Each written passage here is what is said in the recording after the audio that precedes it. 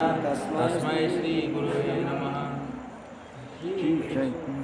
श्री चैतन्यमनोभीष्टं स्थापितं येन भूतले स्वयं रूपा कदा मह्यं ददाति स्वप्रदातिकं वन्देऽहं श्रीगुरु श्रीयुतापदकमलं श्रीगुरुर्वैष्णवांश्च श्रीरूपं साग्रजातं सहगणा रघुनाथं तं सजीवं साद्वैतं सावधूतं परिजनसहितं कृष्णचैतन्यदेवं श्रीराधा कृष्णपादान् स्वगणा ललिता श्रीविशाखान्वितांश्च कृष्णकरुणा सिन्धु दीनबन्धु जगत्पते गोपेश गोपिकान्त राधाकान्त नमोस्तुते तप्तकाञ्चन गौरांगी राधे वृन्दावनेश्वरी विषभानुसुते देवी प्रणमामि हरिप्रिये।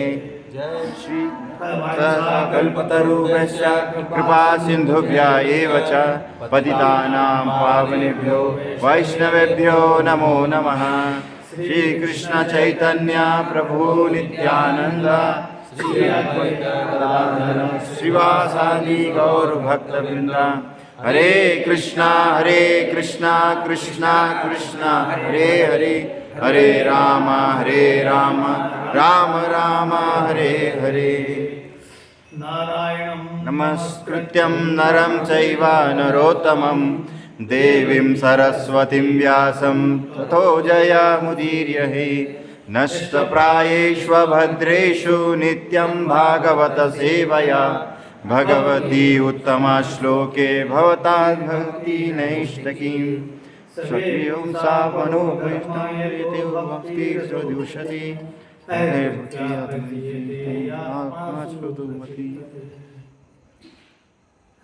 कृष्ण हरे कृष्ण। वाञ्छाकल्पतरो विश्वकृपा सिन्धुभ्यो पूज्यानां पावनेभ्यो वैष्णवेभ्यो नमो नमः। सर्वपरम दीक्षा गुरुपाद भक्तत्व पूज्य श्रीमान लोकनाथ महाराज के चरणों में दंडवत प्रणाम करते हुए ऐतुक की कृपा की वांछा करता हूँ। तत्पश्चात यहाँ बैठे हुए सभी भक्तवृंद को मेरा दंडवत प्रणाम।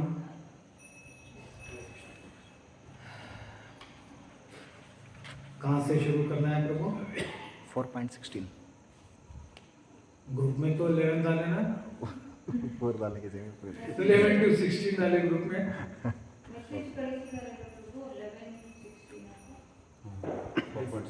ನೀವು ಹೇಳಿದಾಗ ನಾವು ಕೇಳ್ತೀವಿ।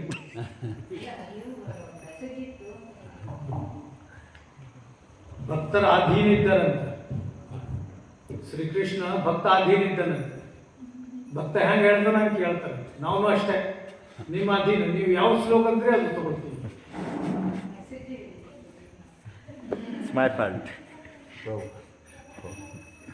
ಈಗ ನಾನು ಆ ಮಾತಾಜಿಗೆ ಎಕ್ಸ್ಪೆಕ್ಟ್ ಮಾಡ್ಲತ್ತಿದ್ದೆ, ಅವ್ರು ಕಾಣ್ತಾ ಇದ್ದ ನನಗೆ। ಅವ್ರ ಹೆಸರು ಕೇಳಿ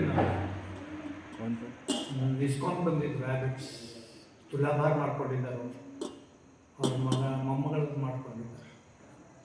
ಅವ್ರ ಮಗಳಿಗೆ ಆಸ್ಟ್ರೇಲಿಯಾದಲ್ಲಿ ಇರ್ತಾಳೆ, ಸುಲಾಪುರ್ ಕೊಟ್ಟಿದ್ದಾರಂತೆ।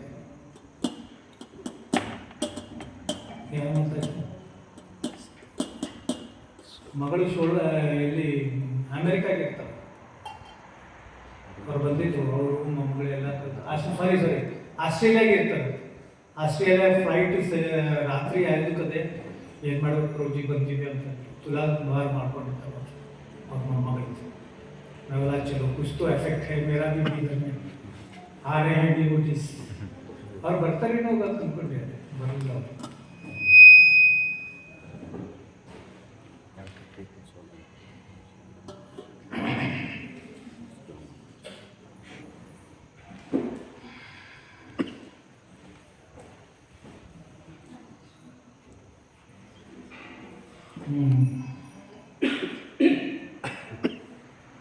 भगवद गीता अध्याय 4 श्लोक क्रमांक 16। किम कर्म किम कर्मेति कवयो अपत्र मोहिता। किम कर्म कर्म करोति कवयो मोहिता।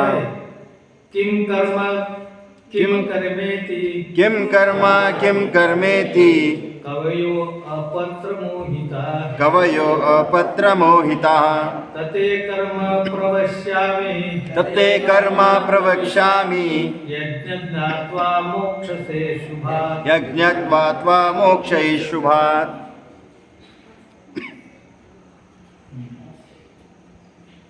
कर्म क्या है और अकर्म क्या है, इसे निश्चित करने में बुद्धिमान व्यक्ति भी मोहग्रस्त हो जाते हैं। अतएव मैं तुमको बताऊंगा कि कर्म क्या है, जिसे जानकर तुम सारे अशुभ से मुक्त हो सकोगे। तो यहाँ पर अर्जुन को श्री कृष्ण कर्म और अकर्म के बारे में बता रहे हैं। तो कर्म कितने हैं? 3 हैं। कर्म, अकर्म, विकर्म। तो यहाँ पर बात निकर्म की नहीं कर रहे, विकर्म की नहीं कर रहे, कर्म और अकर्म की बात कर रहे हैं। अब विकर्म तो सबको पता है, कर्म भी पता है, अकर्म भी पता है, पर यहाँ पर भगवान कृष्ण ऐसा क्यों कह रहे हैं कि इसे निश्चित करने में बुद्धिमान व्यक्ति भी मोहग्रस्त हो जाते हैं। तो इसका मतलब है कि कर्म का डेफिनेशन कोई नहीं कर सकता। कर्म क्या है ये कोई भी निश्चित रूप से नहीं कह सकता।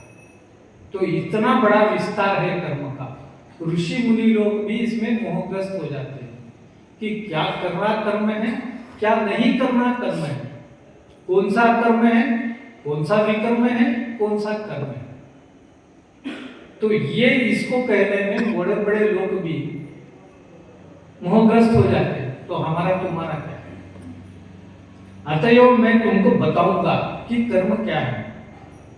तो यहाँ भगवान कह रहे हैं अर्जुन को कि मैं तुमको बताऊंगा कि कर्म, निश्चित कर्म क्या है, जिसे जानकर तुम सारे अशुभ से मुक्त हो सकोगे। अब 5 साल पहले की बात है ये, 500 साल पहले, 5000 वर्ष पूर्व की बात है, अर्जुन को बता रहे हैं। तब भगवान चतुर्वर्ण करे थे, 4 वर्ण करे थे ना, ब्राह्मण, क्षत्रिय, वैश्य, शूद्र। तब इनके हिसाब से अलग अलग कर्म हैं, और 5000 वर्ष पूर्व वो कर्म था। पर आज की दुनिया में, रोजमर्रा की दुनिया में तो अलग अलग कर्म है। मैं ब्राह्मण हूं, मेरा कर्म 5000 वर्ष पूर्व है। कृष्ण ने क्या कहा था, वो मेरा कर्म था। आज भी वही कर्म मेरा होना चाहिए, पर मैं कर रहा हूं क्या ब्राह्मण होते हुए? नहीं कर रहा हूं। मेरा कर्म क्या है? ब्राह्मणों को वैसे 6 बातें करनी है, ब्राह्मण बोले। उसके बाद की बात, पहले 6 कर्म तो डेली नित्य जीवन में करना है। वेद ध्यान करना है, शास्त्र पढ़ना है और पढ़ाना है, तप करना है और कराना है, दान देना और लेना दोनों है। पर आज की दुनिया में कौन करता है? इसीलिए तो तुम ब्राह्मण नहीं हो। तुम्हारा कर्म ये है, पर तुम क्या कर रहे हो? तुम मेडिसिन का बिजनेस कर रहे हो। दीनवत्सल दास मेडिसिन का बिजनेस कर रहा है पैसे कमाने के लिए। फिर भुगतना तो पड़ेगा, क्योंकि तुम्हारे जो प्रिस्क्राइब ड्यूटी दी है कृष्ण ने, तुम तो उसको छोड़ दिए। तुम मेडिसिन बेचते फिर रहे हो, पैसा कमा रहे हो, 10 झूठ बोल रहे हो, फिर पैसा कमा रहे, झूठ तो बोल रहे, फिर उसका तो होना ही है ना फिर तुम्हारे को। तो इसीलिए तुम्हारा कर्म तुम निश्चित नहीं कर सकते। आजकल के कलयुग में क्या है, काम करना ही कर्म है। वो सही कर रहे, झूठ कर रहे, वो नहीं, कर्म है। प्रभु जी कर्म कर रहे, क्या कर्म कर रहे? तो इसीलिए भगवान जो है तो अर्जुन को बता रहे, अतः मैं तुमको बताऊंगा कि कर्म क्या है, जिसे जानकर तुम सारे अशुभ से मुक्त हो सकोगे। तो कर्म को जानकर तुम सारे के सारे जो अशुभ है उनसे मुक्त हो जाओगे। अब श्लोक क्रमांक 16 से लेके अगर आप 20 तक देखेंगे तो भगवान सारे यहाँ पर वही बता रहे हैं। 20-21 तक श्लोक तक भगवान पूरे कर्म के बारे में ही बता रहे हैं। शुभ कर्म क्या है, अशुभ क्या है, विकर्म क्या है, कैसे करना है, क्या है, ये पूरा 5 श्लोक तक सारे वही है। दिव्य ज्ञान, इस चैप्टर का शीर्षक क्या है? दिव्य ज्ञान। दिव्य ज्ञान किस लिए कह रहे हैं भगवान? कि मैं तुमको ऐसा ज्ञान दे रहा हूं कि इसको जानकर तुम स्वर्ग की प्राप्ति कर सकोगे, मुक्ति मिल सकती तुमको ऐसे कर्म करने से, बता रहे हैं भगवान। इस श्लोक में यही बता रहे हैं भगवान कि तुमको बताऊंगा कि कर्म क्या है, जिसे जानकर तुम सारे अशुभ से मुक्त हो सकोगे। तो अब हमको कर्म कैसे जानना है, किस हिसाब से हमको जानना है कर्म, किसको हम जो है सो अनुकरण करना है, किसका अनुसरण करना है हमको, कौन कोई कैसा कैसा कर्म करा, क्या क्या करा कर्म, हम किसको फॉलो करना है। डॉक्टर का बेटा डॉक्टर हो सकता है, कब हो सकता है? और उसने डिग्री पढ़ा, MBBS पढ़ा और जाके बाप के साथ क्लिनिक में बैठ गया, तो बाप उसको सिखाएगा कि इंजेक्शन कैसे देना है, एसिडिटी हुई तो क्या देना है, वो सब उसको गाइडेंस करेगा। तो उसका कर्म इसमें आ जाएगा। तो बाप का बेटा फॉलो कर सकता है, डॉक्टर बन सकता है, पर यहां पर हम किसको फॉलो करना है? हमको किसको फॉलो करना है? कृष्ण। किसने शास्त्र को फॉलो किया है? कौन है यहाँ पर कौन फॉलो किया है? जो पूरे कर्म, जो भगवान को पूरे जानता है। तो हमको उन लोगों के पद चिन्हों पर चलना चाहिए जिन्होंने महाजन की पदवी ले रखी है। कितने लोग हैं महाजन? 12 महाजन है ना, 12 महाजन। 12 महाजनों को फॉलो करना है, या फिर हमारे जो वरिष्ठ कृष्ण भावनामृत के आचार्य लोग हैं उनको फॉलो करना है, या महाराज लोग हैं उनको फॉलो करना है। तब जाके हमको कर्म क्या है मालूम होता है। उनको फॉलो करने से हमको आता है। इसलिए भगवान 4थे अध्याय में क्या करते हैं? 14 अध्याय का फर्स्ट श्लोक क्या है? कितने बार बोला मैं तुम लोगों को, फटक से बोलना। 4.1 बोलो तो फटक से बोलना। वकील कैसा रहता? Article number so and so फटाफट।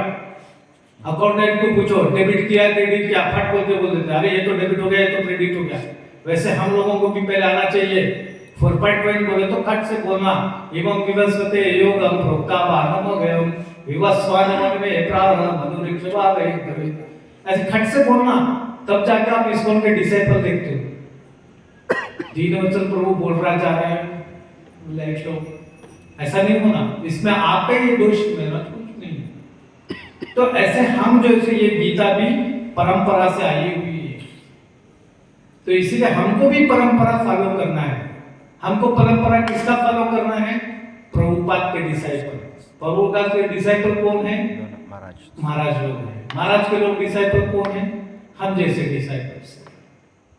तो ये परंपरा से जो आ रहा है उन लोगों का क्या है वो हम फॉलो करना है। आप अभी फर्स्ट प्रभुपाद की आरती करें, क्यों करें? ये परंपरा है। प्रभुपाद की आरती, तुलसी की आरती, फिर उसके बाद जो है सो संध्या आरती, ये सभी परंपरा है। हमारे को परंपरा से फॉलो करते आना है, तभी हमको कर्म क्या है मालूम होता है।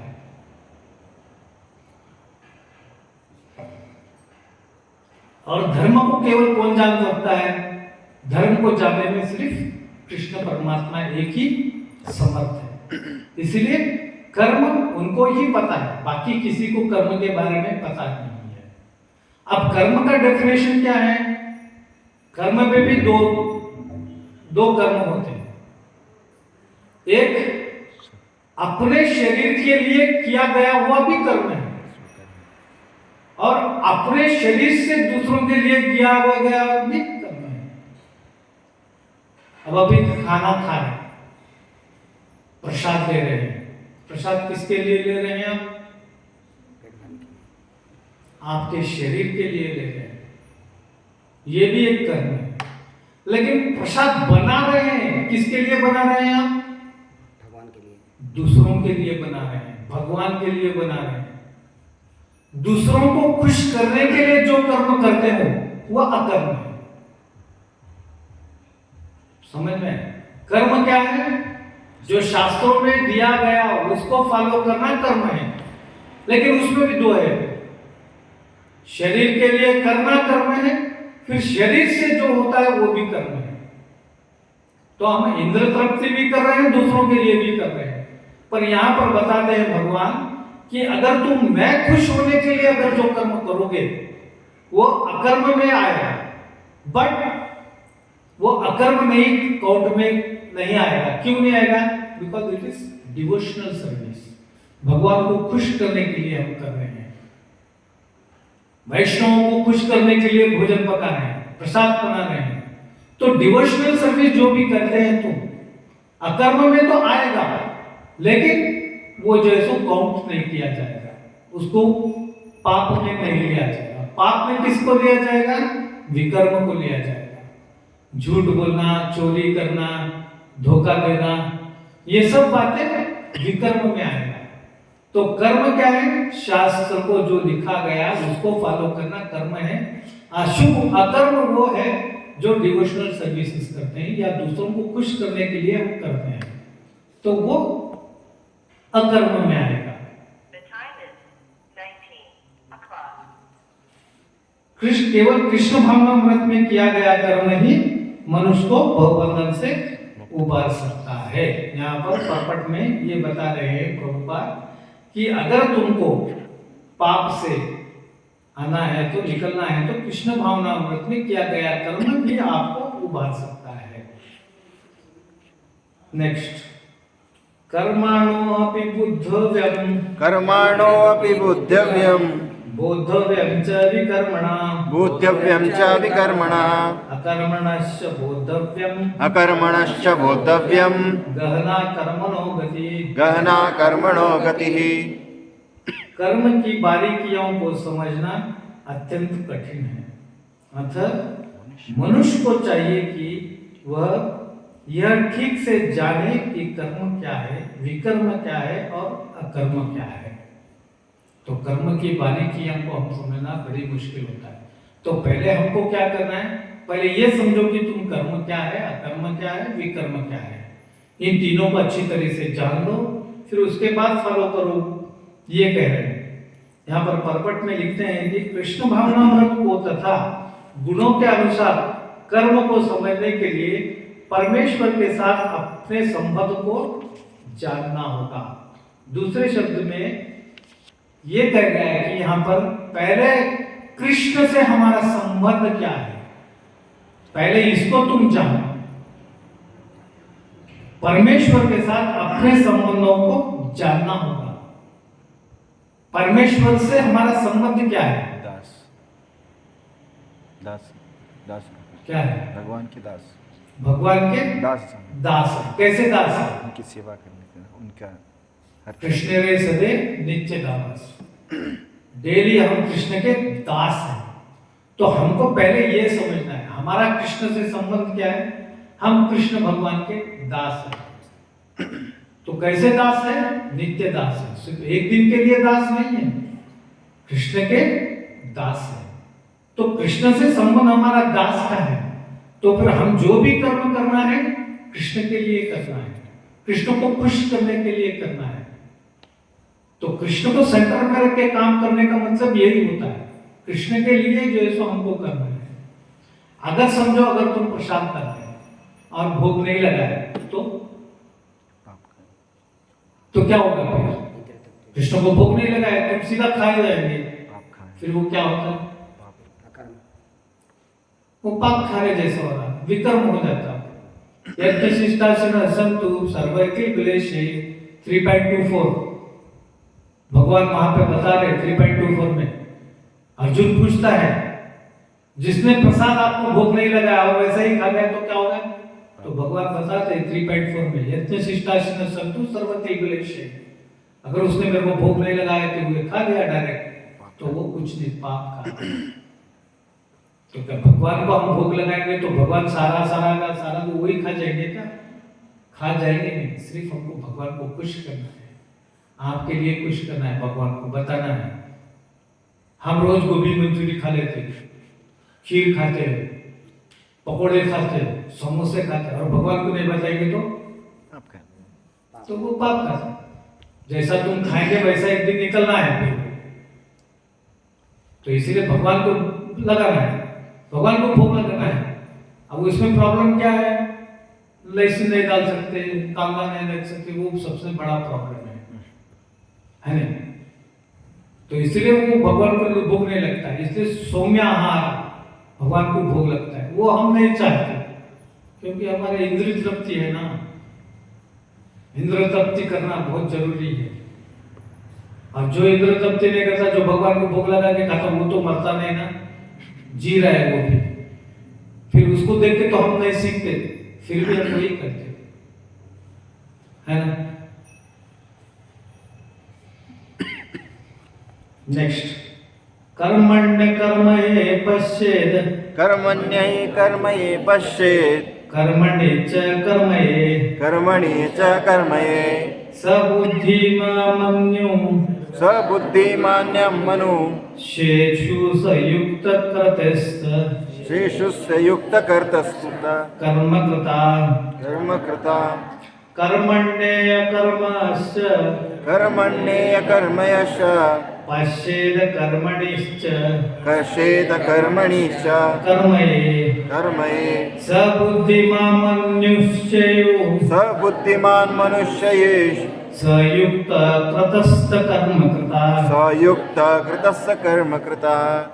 जो मनुष्य कर्म में अकर्म और अकर्म में कर्म देखता है, वह सभी मनुष्यों में बुद्धिमान है और सब प्रकार के कर्मों में प्रवृत्त रहकर भी दिव्य स्थिति में रहता है। तो बहुत अच्छा है। जो मनुष्य कर्म में अकर्म और अकर्म में कर्म देखता है, वह सभी मनुष्यों में बुद्धिमान है और सब प्रकार के कर्मों में प्रवृत्त रहकर भी दिव्य स्थिति में रहता है। कर्म में अकर्म और अकर्म में कर्म देखता है, तो इसकी व्याख्या कैसी होगी? कर्म करते हुए भी अकर्म। कोई एग्जांपल दे सकते हैं?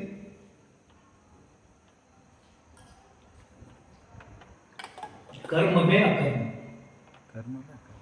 कर्म करते हुए भी अकर्म है उसमें।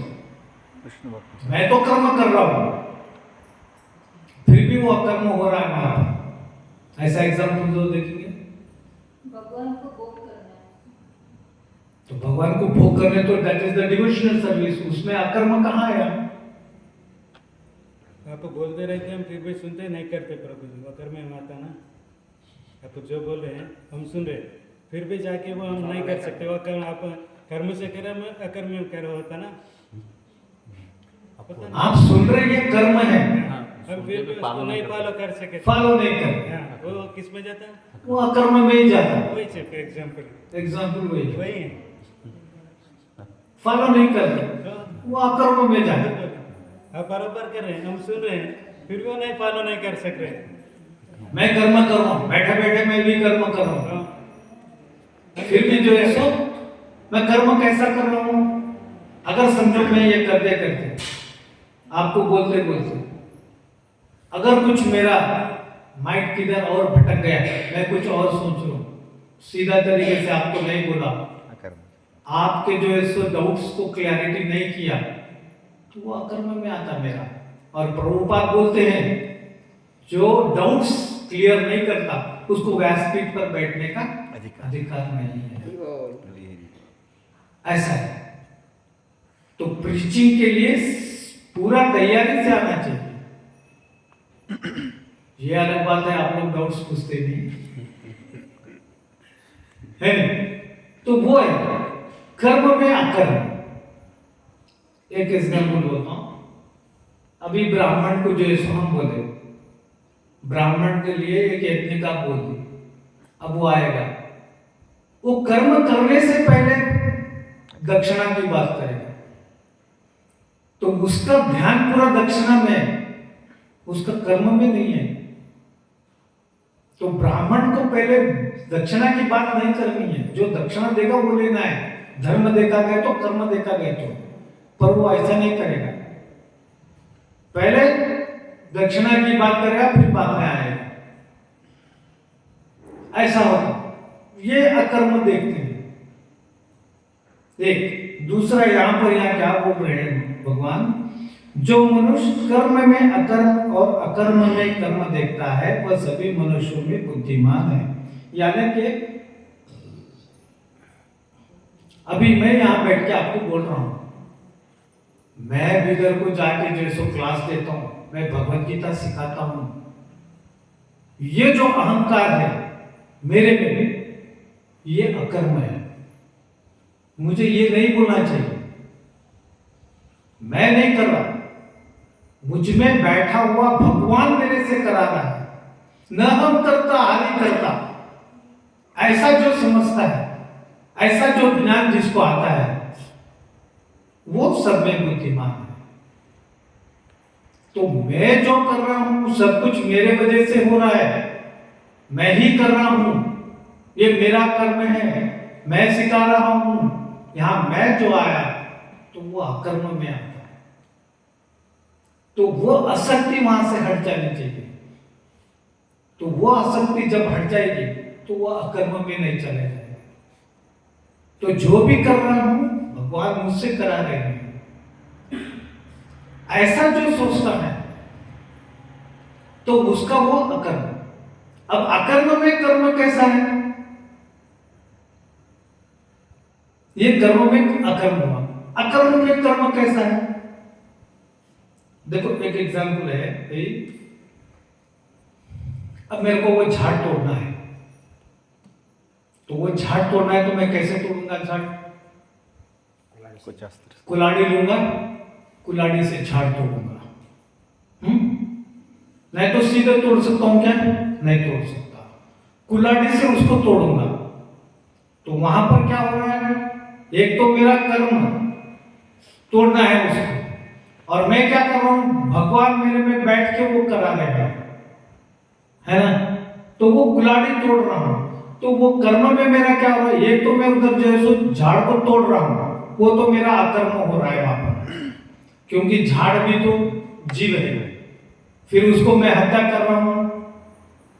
अगर मैं ये कह रहा हूं कि मुझ में भगवान बैठ के उसको तोड़ रहे हैं, तो ये अकर्म में कर्म हो गया, भगवान मुझसे करा रहे हैं। तो फॉरेस्ट में जाकर अगर मैं झाड़ तोड़ा तो फॉरेस्ट वाला आके मेरे को अरेस्ट करेगा कि झाड़ को, वो कुल्हाड़ी को? मेरे को अरेस्ट करेगा ना, कुल्हाड़ी को तो अरेस्ट नहीं करेगा। तो कुल्हाड़ी क्या है? कुल्हाड़ी एक साधन है वो तोड़ने के लिए,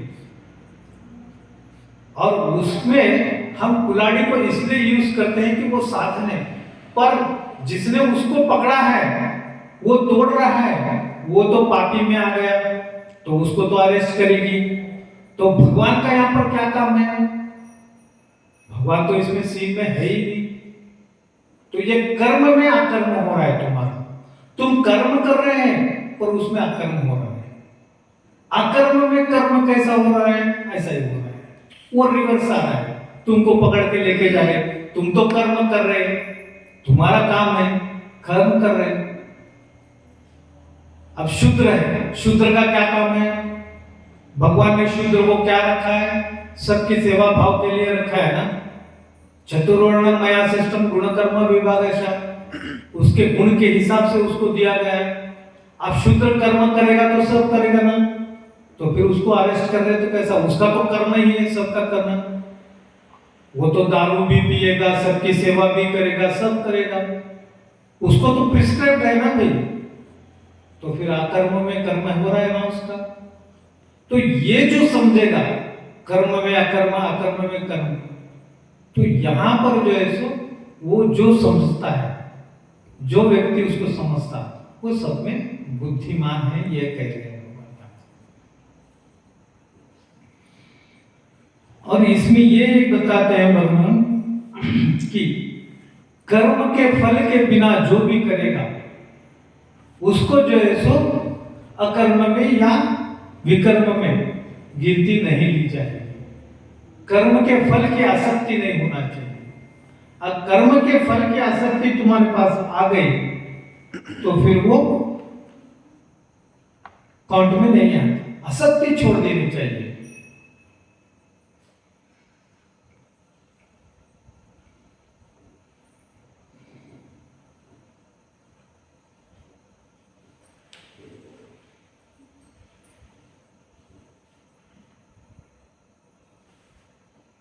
यहाँ पर परपट में प्रभुपाद लिखते हैं कृष्ण के प्रति उसका नित्य दास भाव उसे सभी प्रकार के कर्म फलों से मुक्त करता है।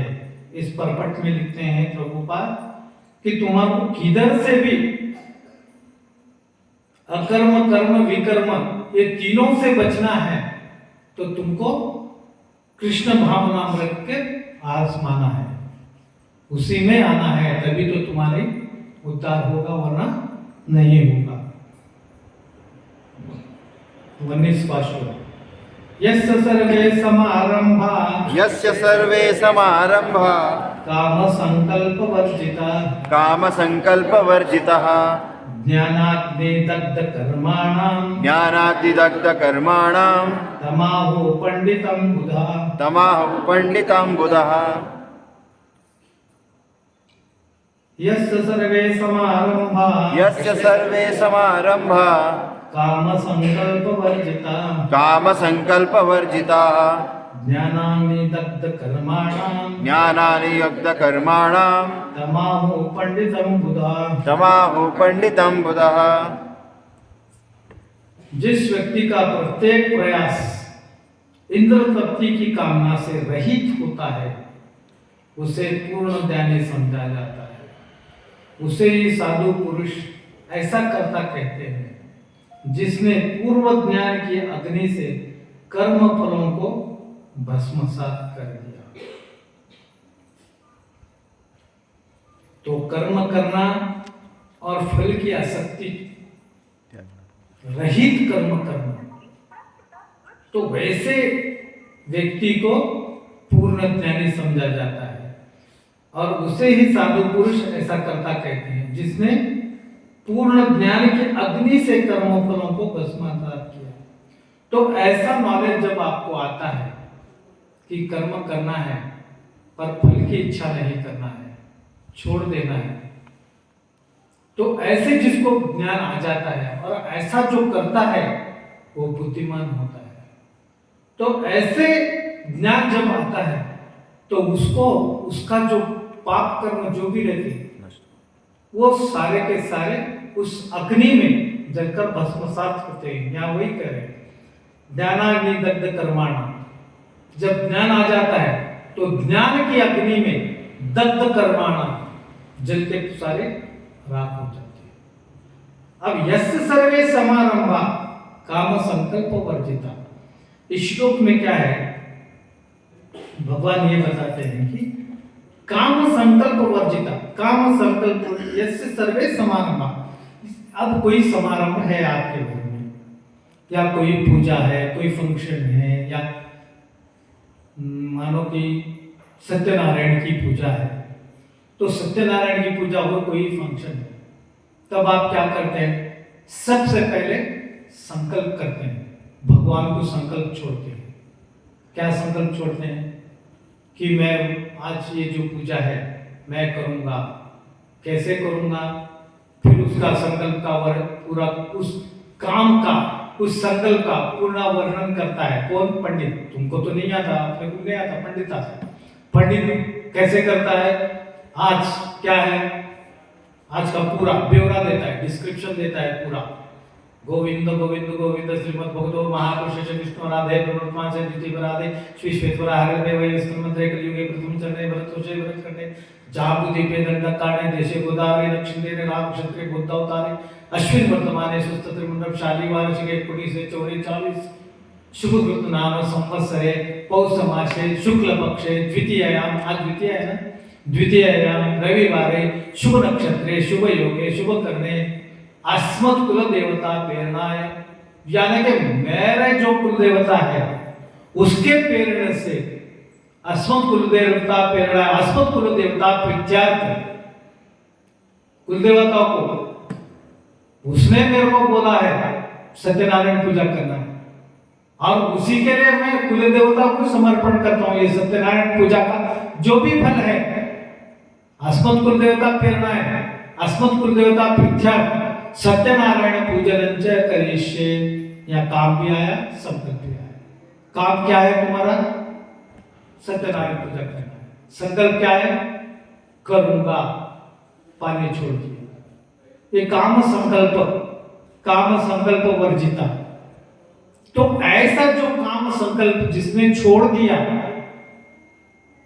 छोड़ देने के बाद उसको जो ज्ञान आता है कि मैं जो कर रहा हूं मेरी कुलदेवता, मैं नहीं कर रहा, मेरी कुलदेवता मुझसे करा रही है या करा रहा है, ये जो जब उसको ज्ञान आएगा तब उस ज्ञान की अग्नि में उसके पाप कर्म सब भस्मसात हो जाएंगे, और वो उसका जो भी फल है वो जो है सो त्याग कर देगा। लास्ट में बोलेगा यस्य सुता नामोक्ता तब संध्या क्रिया विशोनुनंदम संपूर्णम याति सत्य वंदे नामाच्युतम मंत्रहीनम क्रियाहीनम भक्तिहीनम यत् पूजितम मया परिपूर्ण तदस्तु मे क्षमस्व परमेश्वर श्री कृष्णार्पणमस्तु। ये लास्ट में बोलेगा, लेकिन ये नहीं बोलेगा, वो पंडित बोलने लगाएगा इसको, ये तो खाली हाथ पकड़ के बैठेगा। ये होता है। तो पंडित जो भी करेगा अच्छे के लिए करेगा। ये ಹೇಳ್ತಾನೋ ಏನೋ ದಕ್ಷಿಣ ತಗೊಂಡೋದು ನಮಗೆ ಅಂತ ತಿಳಿಯೋದು ಏನೋ कई जोड़ समझा कई जोड़ सब, पर उसके पीछे का ये संकल्प रहता है, वो ऐसे कराता है पंडित, ये हमको मालूम नहीं रहता, पर ये ऐसे मंत्र बोले जाते हैं, बोलता ही नहीं। मंत्रहीनम क्रियाहीनम भक्तिहीनम, मेरे को मंत्र नहीं आता, भक्ति नहीं आता, क्रिया का नहीं आता, हे भगवान मेरे को कुछ भी नहीं आता, मैं जो भी करा मेरे मन से किया, ये पूजितम मया परिपूर्ण तदस्तु में मेरे दिल से किया, मेरे मन से किया, इसलिए जो भी गलती हुई, जो भी मंत्र में मेरी गुना, जो भक्ति नहीं कर सका मैं, मेरे को क्षमा कर दे भगवान, और इसका जो भी फल है सब कृष्णा को समर्पण, कृष्णार्पणमस्तु। अच्छा है बुरा है जो भी है ये सब उसको दे देते, कृष्ण को दे देते। तो ऐसे कर्मकांड में ये बोला जाता है। तो ये ज्ञान जिसको आता है तो उसकी दावाग्नि में ये खत्म हो जाता है। तो ऐसे लोगों को पंडित बोलते हैं। तो ऐसे हमारे 12 महाजनों को था इसका नॉलेज। भीष्म को था, पितामह भीष्म, यमराज को था, सत्यवती जाके सत्यवान का प्राण बचा के लाई बोलते, ऐसा है ना? है क्या मालूम है? मालूम है नहीं? ಒಂದು ಗಿಡಕ್ಕೆ ಸುತ್ತ ಹೊಡಿತಾರೆ ನೋಡ್ರಿ, ಹಗ್ಗ ಹಾಕಿ ಹಗ್ಗ ಹಾಕ್ತಾರ, ಅದು ಏನಂತಾರೆ ಧಾಗ ಹಾಕಿ ಸುತ್ತ ಹೊಡಿತಾರಲ್ಲ ಆ ಗಿಡಕ್ಕೆ ಒಡಸಾವತ್ರಿ ಪೂರ್ಣಿಮಾ ಅಂತ ಅವು ಯಾಕೆ ಮಾಡ್ತಾರ ಹಂಗ? ಆಕ್ಚುಲಿ ನೋಡಿದ್ರೆ ಆ ಗಿಡಕ್ಕೆ ಆ ಪೂಜೆಗೆ ಏನು ಸಂಬಂಧನೇ ಇಲ್ಲ, ಸಂಬಂಧೇ ಇಲ್ಲ. ಯಾಕೆ ಆ ಗಿಡಕ್ಕೆ ಮಾಡ್ತಾರ? ಸತ್ಯವನ ಅಲ್ಲಿ ಮಲ್ಕೊಂಡಿದ್ದ ಆ ಗಿಡದ ಕೆಳಗೆ. ಆಕ್ಚುಲಿ ನೋಡಿದ್ರೆ ಅದು ಒಟ್ಟ ಆ ಗಿಡದ ಶಾಸ್ತ್ರನಾಗ ಎಲ್ಲೂ ಇಲ್ಲ. ಆ ಗಿಡದ ಬಗ್ಗೆ ಅದು ಗಿಡಕ್ಕೆ ಯಾವಾಗಲೂ ಚಲೋ ಅಲ್ಲ ಅದು, ಯಾಕಂದ್ರೆ ಅದ್ರ ಭೂತ ಪ್ರೇತ ಇರ್ತದ ಅಂತ ಎಲ್ಲರಿಗೂ ಗೊತ್ತದ. ಅದೇ ಪಿಂಪಳ ಗಿಡ ಗಿಡಕ್ಕೆ ಎಲ್ಲರೂ ಪೂಜೆ ಮಾಡ್ತಾರೆ. ಪಿಂಪಳ ಗಿಡಕ್ಕೆ ಯಾಕೆ ಮಾಡ್ತಾರೆ? ಅದ್ರಾಗ ವಿಷ್ಣು ವಾಸ, ಇದ್ರಾಗ ಯಾವ ದೇವತಂದು ವಾಸಿಲ್ಲ. ಸತ್ಯವನ ಆ ಗಿಡದ ಕೆಳಗೆ ಮಲ್ಕೊಂಡಿದ್ದ ಅಂತ ಹೋಗಿ ಇವರು ಪೂಜೆ ಮಾಡ್ತಾರೆ. ಸತ್ಯವತಿ ಯಾವಾಗ ಸತ್ಯವಾನ್ ಸತ್ತೋದ ಅವಾಗ ಸತ್ಯವತಿ ಬೋದು, ನಾ ಹೇಗಿರ್ಲಿ, ಸತ್ಯವಾನ್ ಇಲ್ಲಲ್ಲ ಅವನು ಬಿಟ್ಟು ನಾ ಹೇಗಿರ್ಬೋದು? ಅವಾಗ ಕೇಳಿದಾಗ ಅವರು ಯಮಿ ಹೇಳ್ತಾರೆ, ನಾರಿ ಗಂಡು ಇದ್ದಾಗ ಹೇಗಿರಬೇಕು ಅಂಬದು ಎಲ್ಲ ಡಿಸ್ಕ್ರಿಪ್ಷನ್ ಕೊಡ್ತಾರೆ. ನೀವು ಹೇಗಿರಬೇಕು, ಏನಿರಬೇಕು ಅಂಬದು ಎಲ್ಲ ಡಿಸ್ಕ್ರಿಪ್ಷನ್ ಕೊಟ್ಟಾಗ ಕೇಳ ಸತ್ಯವತಿ ಅದು ಫಾಲೋ ಮಾಡ್ತಾರೆ. ಆ ಫಾಲೋ ಮಾಡಿದ ಕಡೆಯಿಂದ ಯಮ ಖುಷ್ ಆಗ್ತಾರೆ. ಈಗ ಕೇಳು ನಿನಗೆ ಏನು ವರ ಬೇಕು ಅಂತಂದ್ರೆ ಆವಾಗ ನಿಮಗೆ ಸತ್ಯವನ್ನು ಕೊಡ್ರಿ ಅಂತಂದ್ರೆ ಅವ ಸತ್ಯವನ್ನು ಮತ್ತೆ ವಾಪಸ್ ಕೊಡ್ತಾರೆ. ಆ ತಾನೇ ಅದಷ್ಟು ಇವ್ರಿಗೇನೂ ಗೊತ್ತಿಲ್ಲ. ಸುತ್ತ ಹೊಡಿತಾನೆ, ಆ ಸುತ್ತ ಹೊಡಿತಾನು. ನಿನ್ನ ಅತ್ತಿ ಏನಂದ್ರು, ನನ್ನ ಅತ್ತಿ ಹಿಂಗೆ ಬಂದ್ರು, ನಿನ್ನ ಅತ್ತಿ ಇದು ಮಾಡಿದ್ರು, ನನ್ನ ಗಂಟು ಹೋದ ಇದು ಹೋದ, ಇದೆ ಗಾಸಿಪ್ಸ್. ಸೀರೆ ಚಲೋ ಕಾಣಿತಾರೆ, ಎಲ್ಲಿ ತಗೊಂಡ್ರೆ ಎಷ್ಟು ಇದು ಇಷ್ಟದಲ್ಲ ಪೂಜಾ, ಇದೆ ಗಾಸಿಪ್ಸ್. ಏನೋ ಎಲ್ಲ ಮಾಡಿರ್ತಾವ, ನಾವು ಒಂದು ಮಾಡ್ಬೇಕಂತ ಅಷ್ಟೇ. ಅದು ಹಿಂದೇನಾದ ಗೊತ್ತಿಲ್ಲ, ಮುಂದೇನಾದ ಗೊತ್ತಿಲ್ಲ. ನಾ ಗಿಡಕ್ಕೆ ಹೋಗಿ ಪೂಜಾ ಮಾಡ್ಬೋದನ ಮಾನ್ಕೈ ಎಲ್ಲ ಮೆತ್ತಗೆ ಮಾಡಿಡ್ರಿ, ಹೀಗೆ ಹೇಳಿ ಹೋಗುತ್ತೆ ನಿಮಗ. ಯಾಕಂದ್ರೆ ಗೊತ್ತು ಮಾನ್ಕೈ ತೋರಿಸ್ಬೇಕಿತ್ತು ನೈವೇದ್ಯ ದೇವ್ರಿಗೆ. ಆ ಮಾನ್ಕೈ ಎಲ್ಲ ಶುರು ಮಾಡಿಡ್ರಿ, ರಸ ಮಾಡಿಡ್ರಿ. ಯಾವ ಸಲ ಹೋಗಿ ಪೂಜೆ ಮಾಡಿರ್ತೀರಿ, ಇಲ್ಲಿ ದಬಾಸ್ ಹೋಗಿದ್ರಿ ಕಲ ಪೂಜೆ ಮಾಡಿರ್ತೀರಿ. ಯಾಕೆ ಪೂಜೆ ಮಾಡಿರ್ತೀರಿ? ಗಂಡನ ಪೂಜೆ, ಗಂಡನ ಸರಿಯಾಗಿ ಪೂಜೆ ಮಾಡಿರ್ತಾರೆ, ಖರೀಲಿ ಬೈದು ಹೋಗಿರ್ತಾರೆ ಮತ್ತು ರೂವಾಗ್ಲಿ ಹಿಂಗ. ऐसा तो 12 महाजन जो थे उसमें से एक यम भी थे. तो यम कोई ऐसा आलतू फालतू नहीं था. भगवान यम को पूरा नॉलेज था, भगवान को सब देखते थे, भगवान के बारे में पूरा जानते थे. यम कितने बिजी रहता है यम, पूरे देवताओं में बिजी बोले तो यम ही है, क्योंकि हर एक का लेखा जोखा रखना है. कौन किसने पाप किया, कौन किसने क्या किया, किसको कहाँ देना, किसको कहाँ देना, कौन से नरक में भेजना. 28 नरक है, उसके कर्म के हिसाब से उसको नरक देना है. तो कितना बिजी रहता यम. फिर भी वो भगवान के बारे में सब जानते थे. तो ऐसा यम था, सब जानते थे. एक थे महाजन और दूसरे जनक राजा, सीता जी के पिताजी राजा थे, पर भगवान के बारे में सब जानते थे. पितामह भीष्म कम थे क्या? फिर भी जो है सो आखिर उनकी हार हुई ही हुई. क्यों हुई? अधर्म के साथ थे, इसलिए उनका पूरा वो हुआ. तो हमारा भी यही है, उनका तो वो हुआ, तो हमारा तो क्या है बोलो. हम कहाँ रहते, क्या रहते, क्या. तो जितना हो सके उतना धर्म का पालन करो. बोलते करना ही करना है धर्म. कब कैसे बचाएगा, कहां बचाएगा, कुछ बचाएगा हमको कुछ नहीं मालूम है ना. कौन सा श्लोक है? नेहा विक्रमनाशो अस्ति प्रत्युवायो न विद्यते स्वल्पम से धर्मस्य त्राहेतो महेतो भयात्. अगर तुम थोड़ा सा भी धर्म करे तो बड़ा से बड़ा भय से भी तुमको बचा सकता है धर्म. इसीलिए सारे पांडु पुत्र जो है सो धर्म फॉलो नहीं करते थे, सिर्फ एक युधिष्ठिर फॉलो करता था, और उसी का वही हथियार था. सब लोग युधिष्ठिर से डरते थे, क्योंकि सत्यवान था, सत्य की बातें करता था. कभी सत्य को उसने कभी झूठ नहीं बोला. सिर्फ उसके जीवन में एक झूठ बोला था उसने, युद्ध में एक बार झूठ बोला था, तो पूरा 1 फीट जैसे उसका रथ अंदर धंस गया था. एक ही बार झूठ बोला था. क्या बोला था? झूठ बोलो युधिष्ठिर.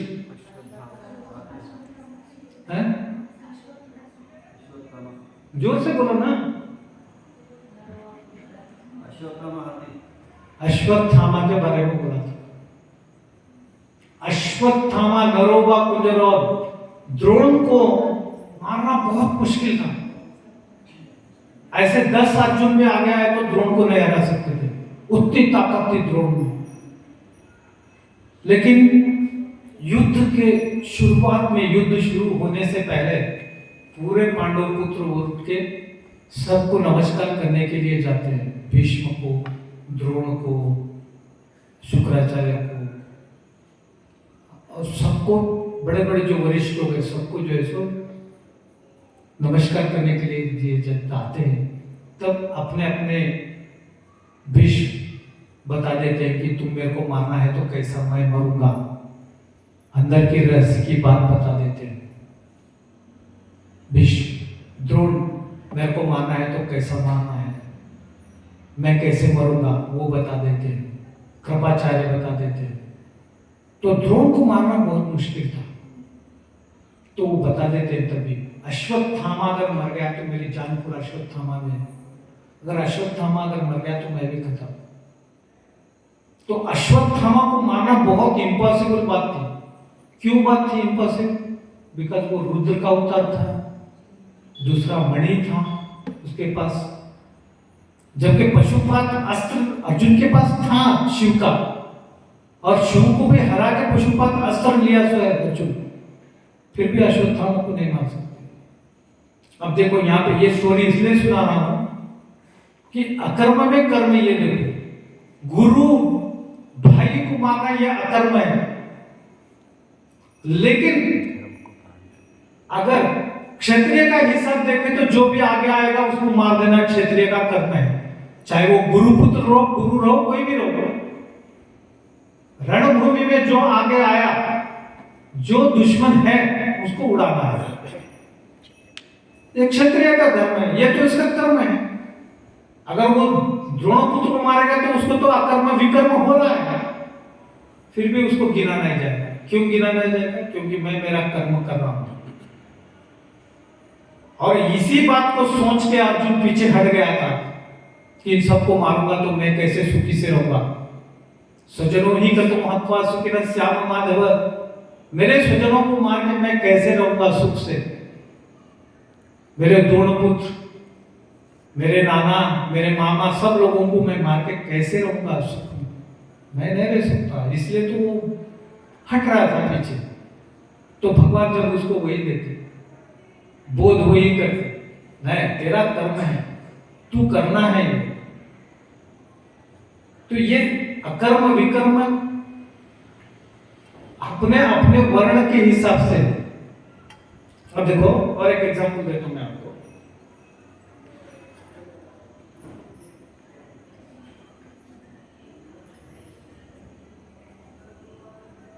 एक ऋषि का नाम मेरे को, मैं भूल रहा हूं, भागवत में पढ़ा है।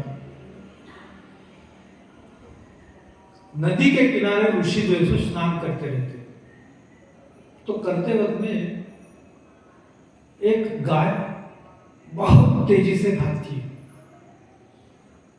ऋषि देखते हैं गाय भाग रही है, तो उसके पीछे पीछे हाथ में जो है सो तलवार लेके एक आदमी भागते रहता, भागते भागते भागते आके ऋषि के पास आता, पूछता है कि ऋषिवर इधर से कहीं गाय भागते हुए देखे क्या? तो ऋषिवर बोलते हाथ में तो इसके तलवार है। अब मैं बोलूं हाँ मैंने गाय को देखा, उधर गई, वो कोठे में जाके ठहर गई गाय, बोलूं तो ये गाय को खराब मार देगा ही, ये तो मैं बोलूंगा तो गो हत्या पाप मेरे को लगेगा। पर मैं ब्राह्मण हूं, मैं झूठ भी नहीं बोलना चाहिए, मुझे झूठ भी नहीं बोलना चाहिए, ब्राह्मण हूं। बोला गो हत्या पाप, न बोला मेरा धर्म भ्रष्ट होता, क्या करना? तो वैसे संदर्भ में भगवान ये बताते हैं लोअर धर्म अपर धर्म। लोअर धर्म में क्या है, अपर धर्म में क्या है? तुम यहां पर क्या हो? तुम सिर्फ ब्राह्मण हो, और वो गाय अपर धर्म में आती है। तो तुम्हारा कर्तव्य है गाय को बचाना, जबकि तुम तुम्हारे बारे में नहीं सोचना तुम ब्राह्मण हैं, मैं कैसे झूठ बोलूं, ये नहीं सोचना, गाय को बचाना है। तो यहां पर क्या हो रहा है? अब कर्म में अकर्म आ रहा है नहीं इनका। अगर बोला तो फिर गाय का जान चली जाएगी, मेरी वजह से गाय जाएगी, विकर्म हो रहा है।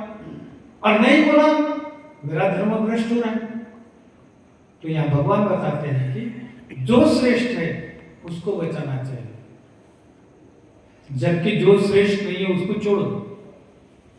तो इसलिए कर्म में अकर्म ऐसा है, ये जो सोचता है इसका जो जिसको बुद्धि आती है वो आदमी पूर्ण ज्ञानी। पंडितम बुद्धा, वो पंडित कहलाने के योग्य है। और आसक्ति छोड़ देना है, इसके फर्क है, आसक्ति छोड़ देना। 10 एग्जाम्पल्स क्या और देना है।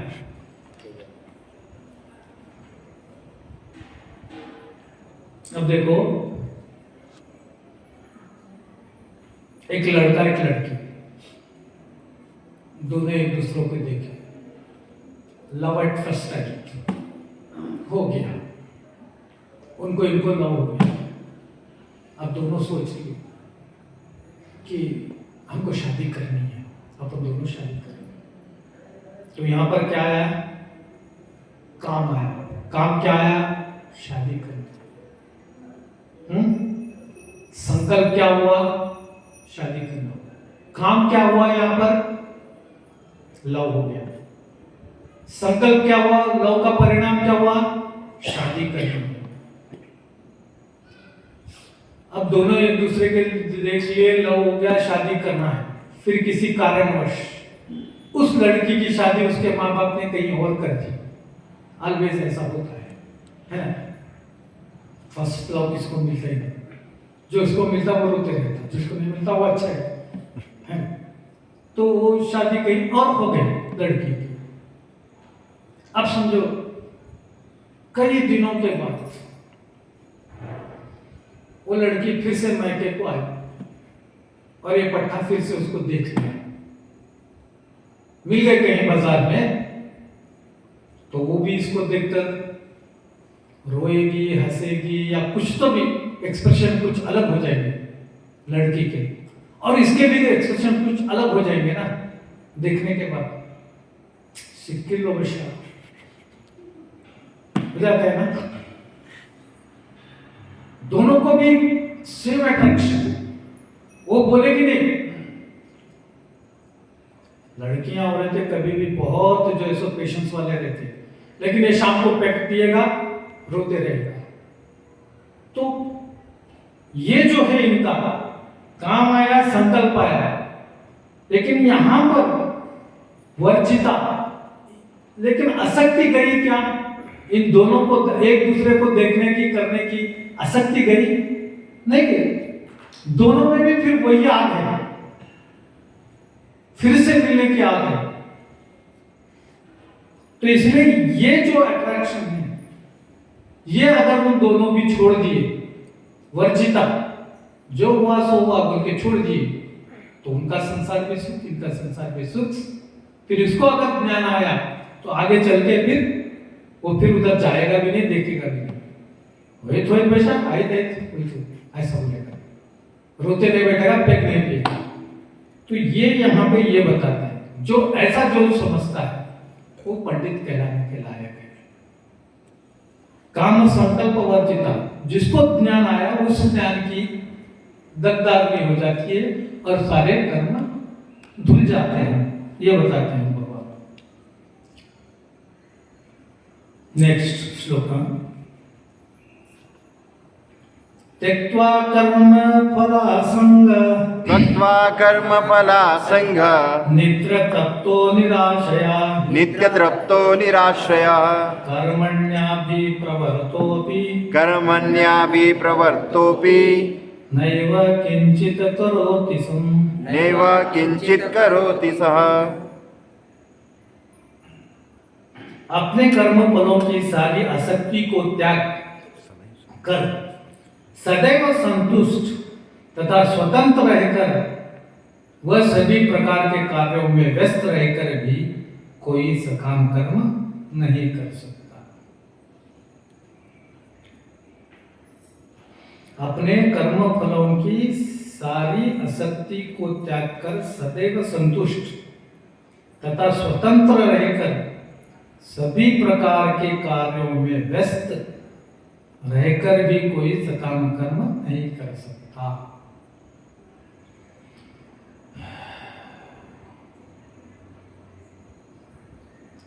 तो यहाँ पर भगवान ये बता रहे हैं कि कर्म फलों की सारी आसक्तियों को छोड़कर सदैव संतुष्ट तथा स्वतंत्र रहकर वह सभी प्रकार के कार्यों में व्यस्त रहकर भी कोई सकाम कर्म नहीं सकता।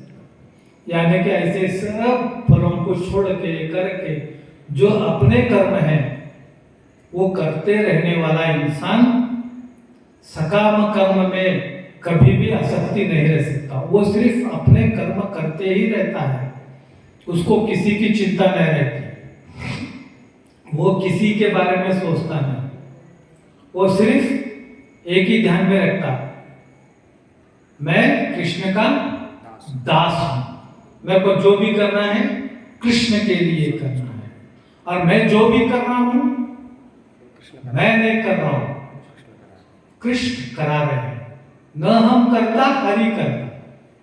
अब देखो एक एग्जांपल है, अगर मैं ही सब कुछ कर रहा हूं ऐसा अगर हम सोचें तो रात को आप सोओगे, सोने के बाद तो कुछ क्रिया होती नहीं है ना, फिर भी एक क्रिया चलते रहती, सांस लेना, और वो सांस कौन लेता है, किसकी कृपा से सांस होता है, भगवान की कृपा से सांस होता है। तो सुबह उठते हम क्या बोलते हैं, भगवान की कृपा से सांस चल रहा है, बोलते हैं मैं रात में सांस ले रहा था, नहीं मलकोंडे गुरगुर लेते गुरगुर लेते मत अದೇ ಮತ್ತೆ नाने उसिराಟ ಮಾಡ್ಲಿತ್ತಿದ್ದಲ್ಲ, भगवान ಹೇಳ್ಕೊಂಡಿದ್ದು नाने ಮಾಡ್ಲಿತ್ತಿ, अरे भगवान की वजह से सांस चल रहा है। अगर तेरे हाथ में अगर सांस लेना होता तो रात में तू सोए, जब सपना तो देखता है ना हर आदमी, क्या नहीं देखता, तो सपना तेरे बस की बात है क्या सपना देखना? अगर तेरे बस की बात होती तो सपनों में तू क्या देखता था, एक अच्छी सी गर्लफ्रेंड, एक अच्छी सी BMW कार, पैसे का राजा के जैसा बैठा है, 5 स्टार होटल में खा रहा हूं, पैसे आ रहे हैं, गिराक कर रहा हूं, ऐसे सब सपने तू देख सकता था ना अगर तेरे हाथ में होता तो। फिर तेरे हाथ में वो क्यों नहीं है, वो भगवान ही कर रहे हैं ना, तू जो सोच रहा है वही सपना आ रहा है। और कई लोग बोलते हैं रात्रि नम कंचना देवर बंदिದ್ರು ಹಿಂಗೆ ಹೇಳಿದ್ರು ಹಂಗೆ ಹೇಳಿದ್ರು, फिर भगवान का सपना क्यों आया? अगर तेरे बस की बात होती तो वो आना चाहिए ना, भगवान को छोड़ दो। और कलयुग में क्या है, कलयुग में तो हर आदमी दो ही बातें सोचता है, पैसा, इंद्र तृप्ति, ये दो ही बातें सोचता है ना। अब अपने बस की बात नहीं है बोल के हरि कथा को आ रहे तुम, तुम्हारे बस की बात होती तो तुम हरि कथा को नहीं आते हैं। तुम्हारे दुकान में अगर रोज तुम 1 लाख रुपए का गिराक करते तो ये होगा ना विषय, रात्रि दिन मैंने गिराक मारने के फुर्सत के लिए नया बोलते नहीं बोलते, हम है जीव ही है हमारा, हम ऐसे बद्धात्मा है।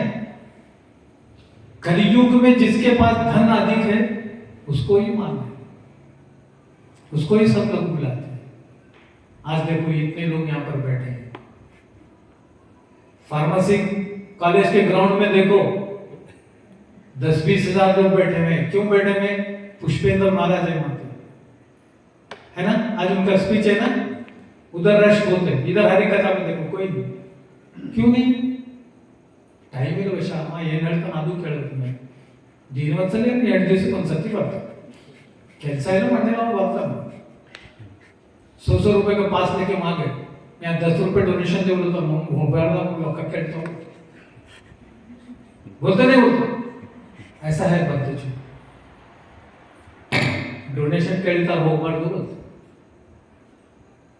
तो इसीलिए ये जो है ऐसा जो समझता है इंसान, जिस उसे अपने शरीर निर्वाह के प्रति भी कोई आकर्षण नहीं रहता, क्योंकि वह पूर्णतः कृष्ण पर आश्रित रहता है।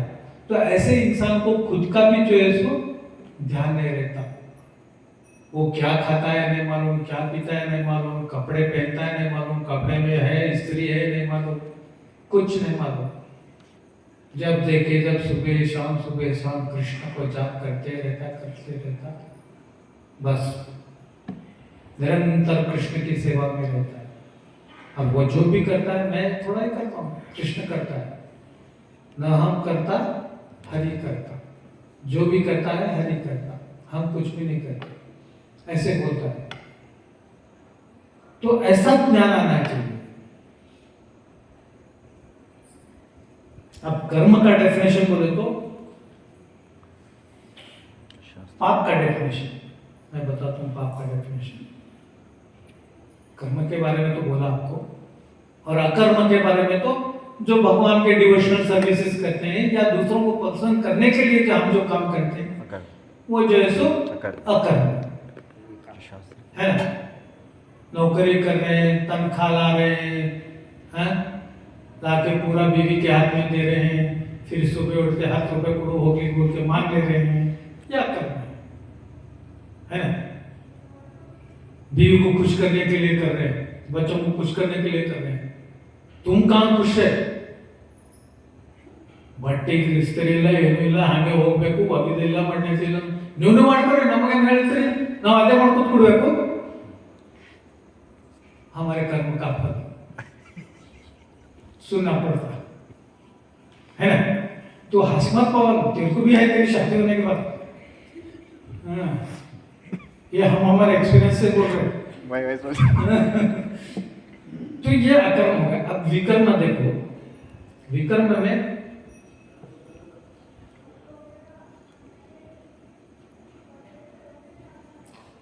अर्जुन जयद्रथ को मारने की प्रतिज्ञा करता है।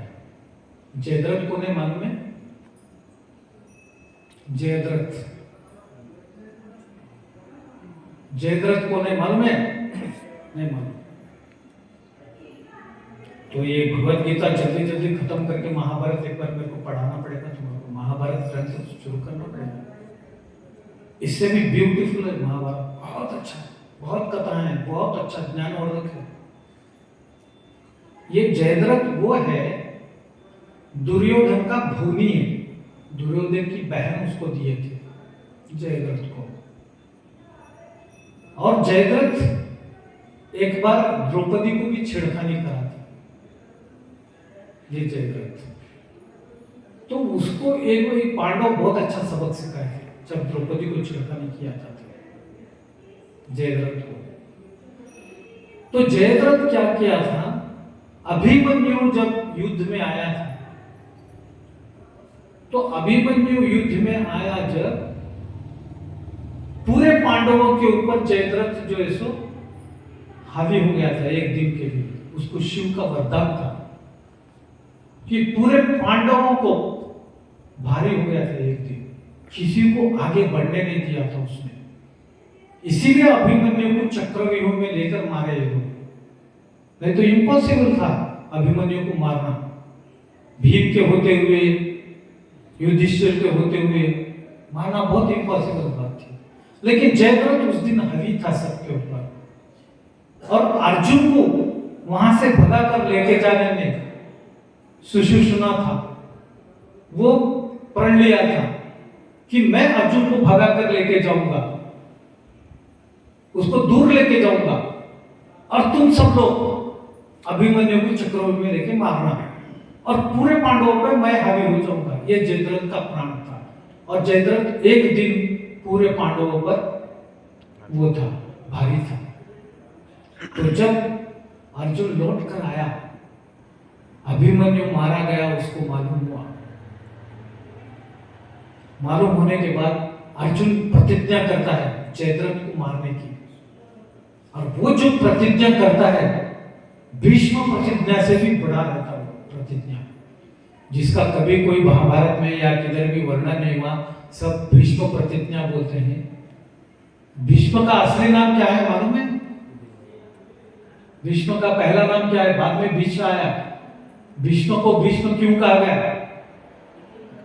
क्योंकि वो प्रतिज्ञा करते हुए ऊपर से सारे भगवान भीष्म भीष्म भीष्म बोलते, इसलिए उसको भीष्म नाम है। असल में उसका नाम है देवव्रत। तो उससे भी भयंकर प्रतिज्ञा करता है अर्जुन जयद्रथ को मारने की। और जो प्रतिज्ञा करते, कैसा प्रतिज्ञा करता है, तो वो बोलता है प्रतिज्ञा करते, अगर मैं आज शाम तक सूरज ढलने तक जयद्रथ को अगर नहीं मारा तो मैं अग्नि प्रवेश करूंगा। तो अग्नि प्रवेश कैसा करूंगा ये प्रतिज्ञा करता है। तो कैसे करूंगा? बाथरूम में आदमी अगर बिना वस्त्र के नहाता है तो जो वरुण देव का अपमान होता है और उसको जो पाप लगता है वो सारे लोगों का पाप मेरे इसमें आ जाए, मेरे अकाउंट में आ जाए। और परस्त्री गमन जो आदमी करने के बाद उसको पाप लगता है वो पाप मेरे इसमें आ जाए, मेरे अकाउंट में आ जाए। और औरत अपना पति मरने के बाद वर्ण शंकर जो पैदा करती है तो उसको जो पाप लगता है वो पाप मेरे झोली में आ जाए। और जो पतिव्रता नारी का धर्म फॉलो नहीं करती उसका जो पाप लगता है वो मेरे अकाउंट में आ जाए। ये जो पापों की लिस्ट बताता है अर्जुन, ऐसे 30-40 पाप गिनाता है कृष्ण के आगे। तो ये सब विकर्म है। बोलने का मतलब कि ये विकर्म है। ये विकर्मों का जो पाप लगता है वो सारे के सारे पाप मेरे अकाउंट में आ जाओ। अब ऐसे इतने भरे हुए अकाउंट से मैं अग्नि दहन करूंगा, अग्नि प्रवेश करूंगा, ऐसी प्रतिज्ञा करता है अर्जुन। कृष्ण बोलता है बेवकूफ, मैं आगे ठहरा, मेरे को तो पूछ। उठाया बस, बोल दिया तू प्रतिज्ञा। किसको पूछ के करा? शाम तक मैं मार दूं। अरे ये क्या है? जयद्रथ किधर है, क्या है, तेरे को मालूम है कौन है जयद्रथ? बोल दिया, उठा दिया। तो जयद्रथ को मालूम होता और ऐसा कर दिया अर्जुन, वो क्या कल सुबह में तो मेरा है, मेरे को मार देता है, मैं छोड़ता नहीं। तो रात में दुर्योधन के पास भागता है, अरे ऐसा हुआ, मैं अर्जुन ऐसा बोला, मैं कैसा करूं, मैं घर को जाता हूँ भाई, मैं छोड़ दे तो रणभूमि में चले जाता हूँ, घर में जाके बैठ जाता हूँ। और जयद्रथ को एक वरदान भी रहता, अगर उसकी मुंडी उड़ाए तो वो मुंडी जाके उसके फादर के गोद में गिरना, अगर नहीं गिरी तो जो मारा उन्हें मर जाता। ऐसा उसको वरदान भी रहता। कृष्ण बोलता मालूम ना कौन है, उसको ऐसा वरदान भी है, और तू बोल दिया शाम तक मार दूंगा, नहीं तो अग्नि प्रवेश कर दूंगा। तो जाके जयद्रथ बोलता है कि ऐसा ऐसा हुआ, मैं तो जा रहा हूँ रात में, मैं नहीं रहता, अर्जुन मेरे को छोड़ता है। तो दुर्योधन बोलता नहीं नहीं, तो ऐसा मत कर, तो हम सब हमारा तो जो सो वो है, भोनी है, मैं कैसे छोड़ूंगा तेरे को। अरे क्या अर्जुन अर्जुन लगाया, अर्जुन कौन सा है? द्रोण का तो जो है सो शिष्य हमारे साथ द्रोण है, तो द्रोण के सब होते हुए तू कैसा जो है सो वो करता है? द्रोण संभाल लेते सारे बोल के, फिर वहां क्या करते, फिर एक चक्रव्यूह रचा देते, पंचर वक्र चक्रव्यूह रचा देते, उसके बीचों बीच जयद्रथ को रखते। अब देखेंगे अर्जुन कैसा आता है तेरे को मारने के लिए। उसको बोल देते कि हो ही नहीं सकता, अब तो तेरे को मार नहीं सकते वो लोग। ऐसा कृष्ण बोलते, देख वो लोग चक्रव्यूह रचती, अब तू कैसा जाता? जा ही नहीं सकता। चक्रव्यूह से जाना और आना बहुत मुश्किल की बात है। हाँ तेरे को मालूम है भाई, तेरे को जाना भी मालूम है, मारना भी मालूम है, सब करना मालूम है, पर शाम तक ये पॉसिबिलिटी नहीं है। चक्रव्यूह के अंदर घुसना ही बड़ी बात है, शाम तक कैसा हो सकता? नहीं हो सकता। जयद्रथ को बोलते, कृष्ण बोलते अर्जुन को, फिर कैसा? मुझे नहीं मालूम, मेरे को मारना है शाम तक उसको। कृष्ण बोलते ये तो बड़ा मुश्किल बात है भाई, तू तो मेरा भक्त है, तेरे लिए कुछ करना पड़ेगा। तो फिर क्या करते भगवान, अपना सुदर्शन चक्र निकाल करके सूर्य के आगे रख देते, तो सूर्य से ढक जाता। सुदर्शन चक्र से सूर्य ढक जाने के बाद क्या होता? अंधेरा हो जाता। अंधेरा होते खुशी खुशी के मारे जो है सो जयद्रथ कूदते हुए बाहर आ जाते। ओ शाम हो गया, अब तो अर्जुन बनने वाला है, बनने वाला है, कूदते कूदते बाहर आते। जैसा चक्रव्यूह के बाहर आ गया, कृष्ण सुदर्शन चक्र हटा दिया। देखिए सूरज और ये जयद्रथ, उठा अर्जुन मार दे। उठाया कि मारते, अब वो मारने के बाद वो सीधा जाके उसके पिताजी के पैरों में गिर जाता। तो ये जो अकाउंट है उसको मारने का, वो जो पाप का, वो पूरे जग के पूरे लोगों का पापों का अकाउंट अपने अकाउंट में लेता अर्जुन। तो वो ये विक्रम है। ऐसी जयद्रथ की कथा है। अभिमन्यु को भी द्रोण को मारे से कथा भी वैसी है। द्रोण को तो वो दुष्टदुम्न ने मार दिया था। अश्वत्थामा मर गया, हाथी मर गया बोल के बोला, युधिष्ठिर बोले नरोवा कुंजरोवा बोल के बोले, तो अश्वत्थामा बोल के जोर से बोले, लेकिन कुंजरवा बोल के आहिस्ता बोले। तो ये द्रोण सुने, द्रोण बोले सब लोग झूठ बोल सकते हैं, युधिष्ठिर कभी झूठ नहीं बोलेगा, क्योंकि युधिष्ठिर सत्यवान है। युधिष्ठिर कभी झूठ नहीं बोल सकता। इसलिए क्या करना बोलते, जिस बेटे के लिए मैं इतना सब कुछ किया था वही बेटा मेरा नहीं रहा, तो मैं क्या करना, युद्ध किसके लिए करना। हताश होकर के बाण रख दिए और जमीन पे बैठ के मेडिटेशन करने लगे। मेडिटेशन में बैठे थे, उधर से धृष्टद्युम्न आया, ऐसे बाल पकड़ा, निकाला तलवार के, खाट बोल के पूरा मुंडी उड़ा दिया पूरा उसकी। अरे बोले द्रोण गुरु है, तू गुरु को इतना बेरहमी से मार दिया, अगर तीर से मारता तो बात अलग थी। अरे क्या है तू, एक कसाई गाय को काटे जैसा काट दिया द्रोण को, इतना भयंकर मारते क्या। तो वो गिनाता है सबको, धृष्टद्युम्न भी गिनाता है, तुम कौन से, तुम मेरे को बोलने वाले, तुम वो करे, तुम ये करे, ऐसा करे, ऐसा करे। धृष्टद्युम्न को सब गिनाते, फिर उन्होंने उसको गिनाता, बहुत अच्छा महाभारत। तब पाप की लिस्ट निकलती बाहर, कौन कौन क्या क्या पाप करे, तू क्या करा, तू क्या करा, युद्ध में तू क्या करा, तू किसको मारा, पूरा लिस्ट निकालते। तो भीम बोलता वहां पर, कुछ नहीं बोले, रणभूमि में जो भी आएगा उसको मारना है, वो हमारा दुश्मन। Everything is fair in love and वार। वहां से गया।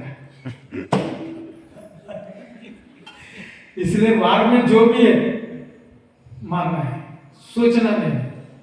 वार जब कर रहे हैं तो करना है, सिर्फ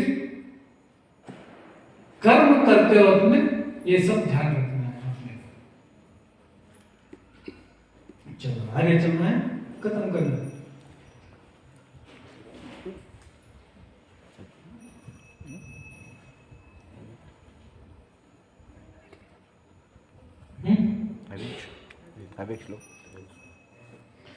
निराशीर्यत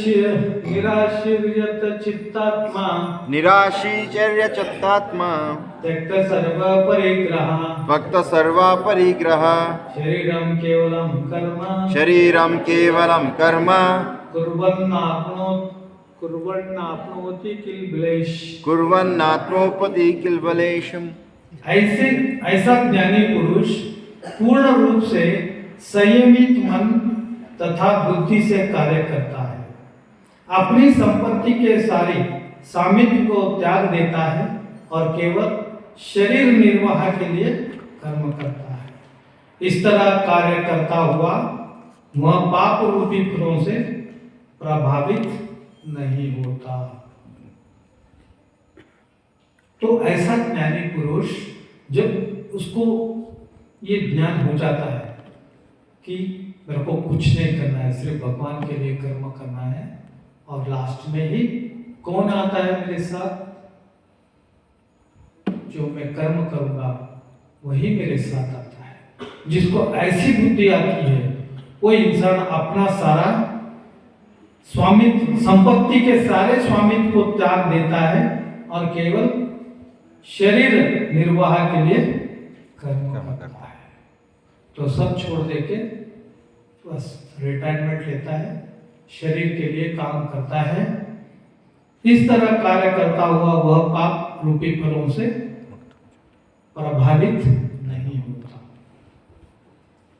आप इसके एग्जाम्पल दो मेरे को।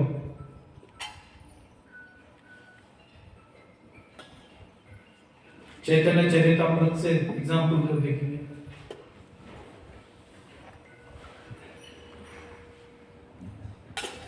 जो पैसा वैसा सब त्याग दिए और कृष्ण की सेवा में लगे।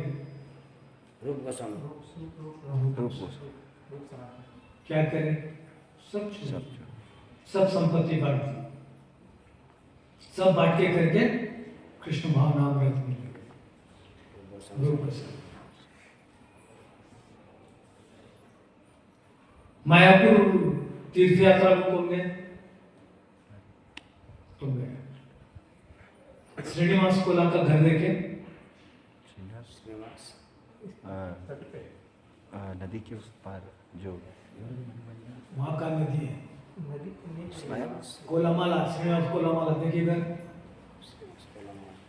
देखिए ठीक, श्रीनिवास कोलामाला को मालूम है या नहीं मालूम? श्रीनिवास कोलामाला बहुत बड़े भक्त थे भगवान के।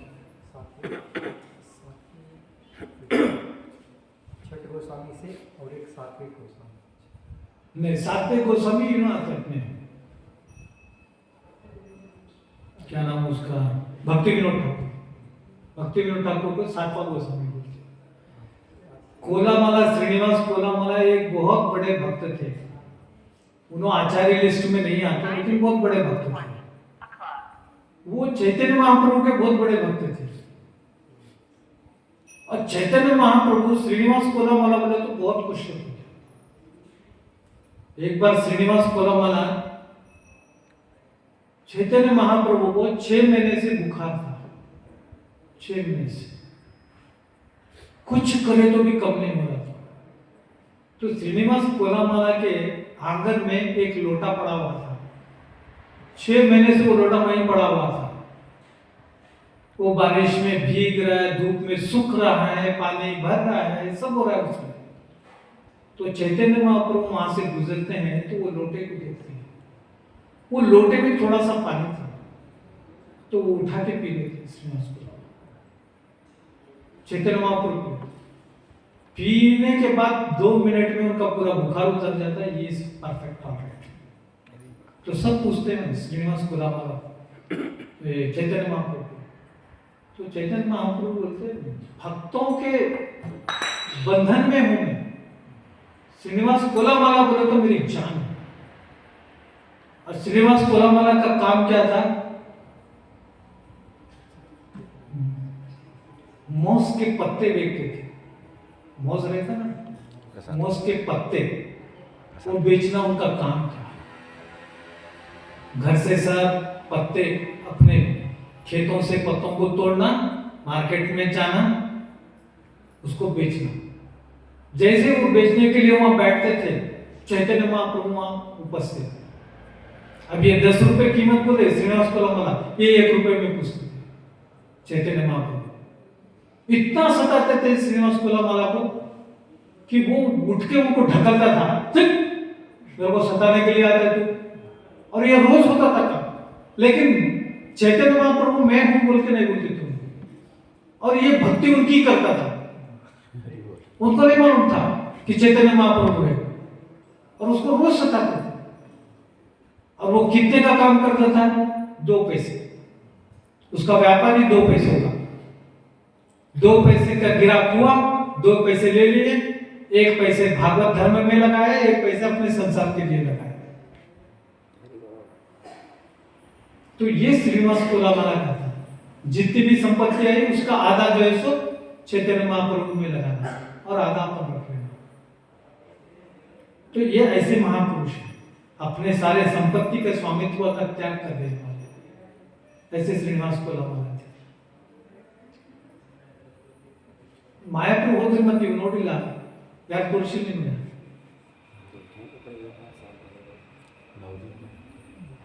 ಊರ್ಲಿಂದ ಚಲೋ ಒಳಗೆ ಹೋಗ್ಬೇಕಾಗ್ತದೆ, 15 किलोमीटर ನಡ್ಕೊತ ಹೋಗ್ಬೇಕು। चांदता जी की दरगाह तो देखे, चांदता जी की दरगाह के आगे ही रास्ता जाता है। वो दरगाह के आगे गए तो श्रीनिवास कोलामाला का घर है वहां पे।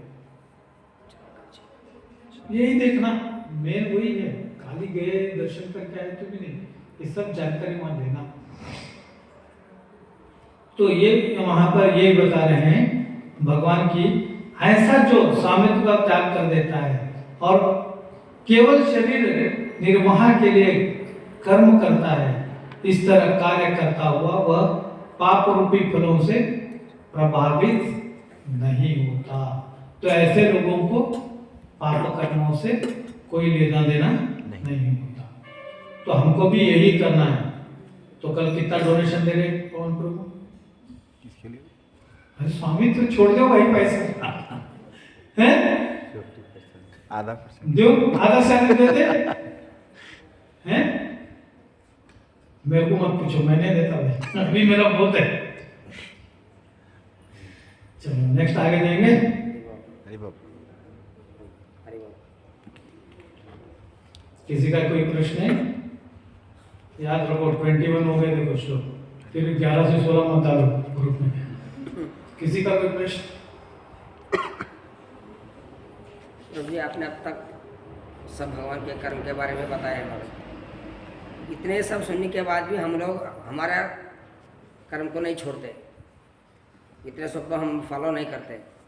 तो मैं भगवान को संतुष्ट करने के लिए, भगवान के शरण में जाने के लिए हम लोगों को क्या करना है? एकदम इजी रूट। चैटिंग करना है, 4 नियमों का पालन करना है, थोड़ा डोनेशन देना है। धन की जो है शुद्धता चाहते नहीं चाहते, तो थोड़ा बहुत डोनेशन भी देना है।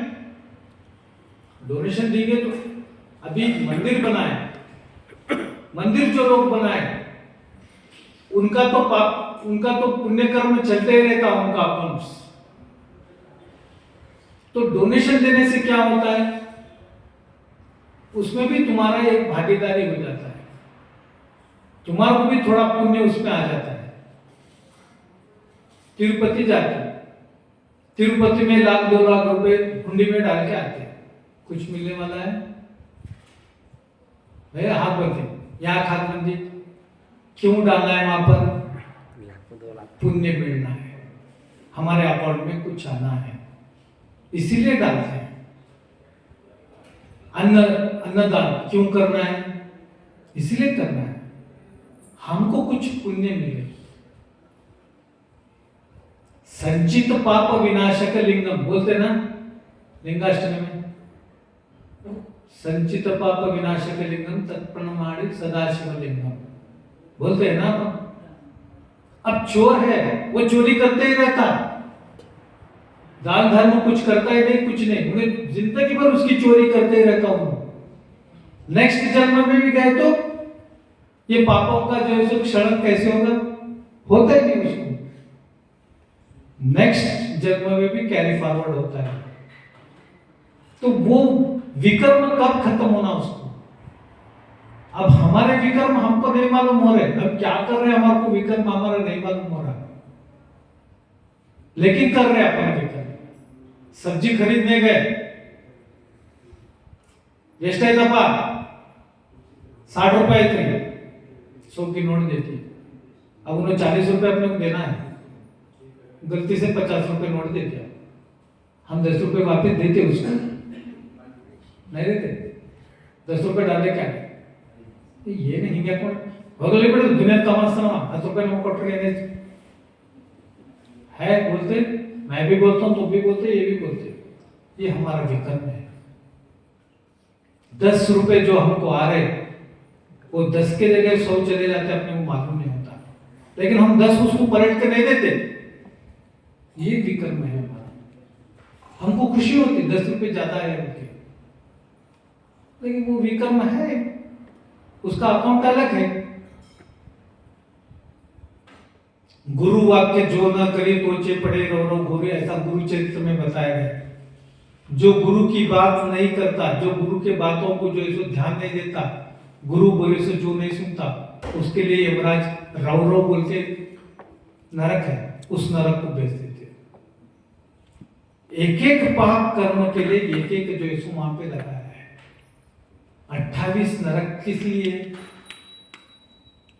अब कोई मर गया, अब समझो हमारे घर में हमारे पापा मर गए, हम 10 दिन में होंगे, 14 दिन में होंगे, साल में होंगे।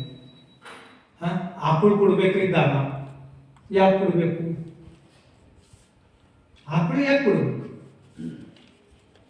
और दानों में सब में श्रेष्ठ दान आकुड़ दान है। और आप भी याद रखो, अपन मरने तक अगर हमारी जिंदगी में अगर हम एक गाय अगर दान देते हैं तो बहुत बड़ा पुण्य है। क्यों देना है? पाप से बचना।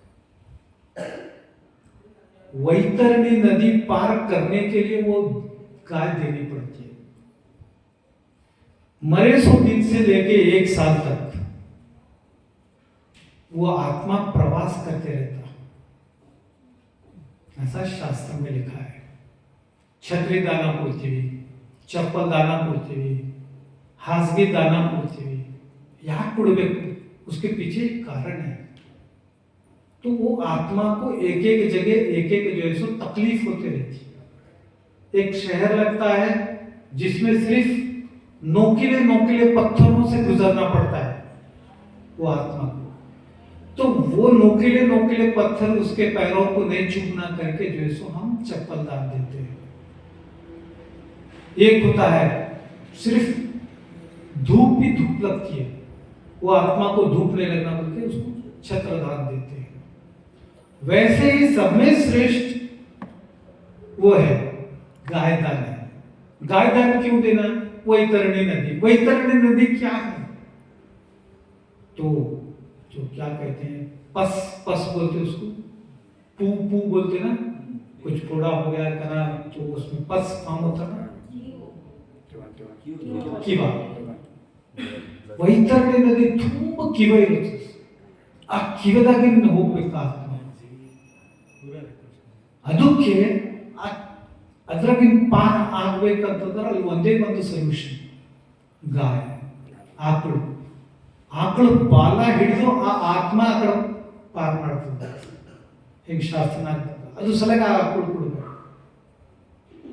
ಈಗ ಕೆಲವೊಬ್ರು ಅಂತ ಪ್ರಭುಜಿ ಮತ್ತ ಕರ್ಮ ಮಾಡಿದಪ್ಲೆ ನಮಗ್ ಸಿಗ್ತದ ಅಂತಂದ್ರಿ ನೀವು, ಈ ಕಡೆ ಆತ್ಮ ಹಿಂಗಾಗಣ ಹಿಂಗ್ ಹೋಗ್ತದ ಅಂತೇಳಿ. ವಾಸಾಂಸಿ ಜೀರ್ಣಾನಿ ಯಥಾವಿಯಾಯ ನಮ ಗೃಹಣಾಂತಿ ನರೋಪರಾಣಿ ತಥಾ ಶರೀರಾಯ ವಿಯಾಯ ಜೀರ್ಣಾನಿ ಸಿನ್ಯಾತಿ ನಮಾನಿದೆ. ಹಿಂಗ ಆತ್ಮ ಈ ಕಡೆಯಿಂದ ಈ ಕಡೆ ಸತ್ತ ಅಂತಂದ್ರೆ ಈ ಕಡೆ ಹೋಗ್ತದ ಅಂತ ಹೇಳ್ತೀರಿ. ಮತ್ತು 1 ವರ್ಷ ಅದು ಹ್ಯಾಂಗ ಅದು ಪ್ರವಾಸ ಮಾಡ್ತದೆ. ಮತ್ತು ಹಾಗೈತ್ರಿ ನೀವು ಮತ್ತು ಒಂದು ವರ್ಷ ಆಯ್ತಾ ಸೆಲೆಬ್ರೇಷನ್ ಯಾಕೆ ಮಾಡ್ತೀರಪ್ಪ? ಮಾಡೋದು ಬಿಟ್ಕೊಟ್ರಿ. ಅಂದ್ರೆ ಕೃಷ್ಣ ಪರಮಾತ್ಮ 18 ಪುರಾಣದಾಗ ವ್ಯಾಸದೇವರು ಪ್ರತಿಯೊಂದಕ್ಕೂ ಒಂದೊಂದು ಬರೆದಿಟ್ಟಾರೆ.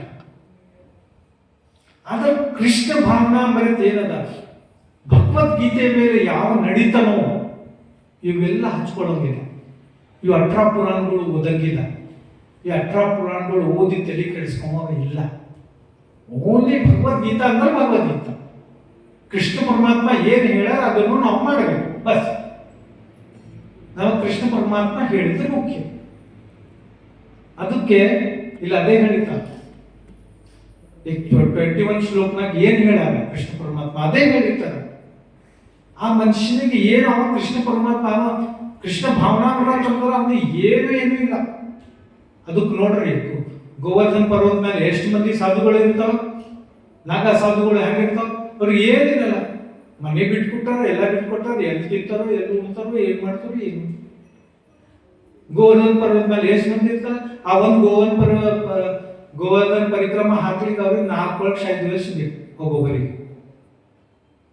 ಹಾಕ್ತಾರೆ, ನಮ್ಮಿದ್ದು ಹಾಕ್ತಾರ ಅವರು, ಅಷ್ಟು ಭಕ್ತಿ ಮಾಡ್ತಾರೆ. ನಾವು ಒಬ್ರಿಗೆ ಕೇಳಿದೆ, साहब कितना लगता तुम्हारे प्रभु जी? बच के रहे तो 4 साल लगता, फिर खाना वो सब कैसे?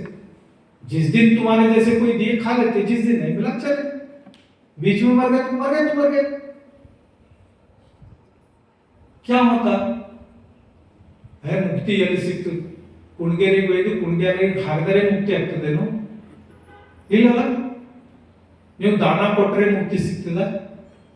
ಹಾಗಿದ್ರೆ ಮತ್ತೆ ಎಲ್ಲರೂ ಮಾಡೋರು ಮಾಡ್ತಾರೆ, ಕರೋಡೋ ರೂಪಾಯಿ ಗಳಿಸಿರ್ತಾರೆ ಮಕ್ಕಳ ಸಲಗ. ನಾ ಸತ್ರು ಇಷ್ಟು ಕೊಡುವ ಅಂತ ಬಿಲ್ ಬರ್ದಿರ್ತಾರೆ. ಸಿಗ್ತದ? ಸಿಗಲ್ಲ. ಕರ್ಮ ಅದ ನಮ್ಮ ಕರ್ತವ್ಯ. ನಾವು ಈ ತಂದೆ ಕಡೆ ಹುಟ್ಟಿದ್ದೇವೆ. ಈ ತಂದೆ ಸಲುವಾಗಿ ಏನ್ ಮಾಡ್ಬೇಕಂಬುದು ನಮ್ದು ಒಂದು ಕರ್ತವ್ಯ. ಆ ಕರ್ತವ್ಯ ಸಲುವಾಗಿ ನಾವು ಮಾಡಬೇಕು. ದಾನ ಕೊಡಬೇಕು. ಕುಣಗೇರಿ ನಾನು ಒಯ್ದು ಚಲೋ ಕಟ್ಟಬೇಕು. ಕುಣಗೇರಿ ಡಿಸೈನ್ ಮಾರ್ಬಲ್ ಹಾಕಿ ಕೊಡಬೇಕು. ಎದಕ್ಕೆ ಸಲುವಾಗಿ ಮಾಡಬೇಕು? ಕರ್ತವ್ಯ. ಅದು ಮಾಡಿಲ್ಲ ಅಂತಂದ್ರೆ ಎಲ್ಲರೂ ಬೈತಾರೆ. ಅದಕ್ಕೆ ನಾವು ನೋಡೋದು ಮಾಡ್ಬೇಕಲ್ಲ, ಕರ್ತವ್ಯ ಅದ ನಮ್ದು. ಅದಕ್ಕೆ ಕೃಷ್ಣ ಭಾವನಾಮೃತವ ಇವೆಲ್ಲ ಹಚ್ಕೊಳ್ಳೋ ಹೋಗ್ಲಿ ಬಿಡು. ಕೃಷ್ಣ ಏನ್ ಹೇಳ ಅದೇ ಮಾಡ್ಬೇಕು ನಾವು.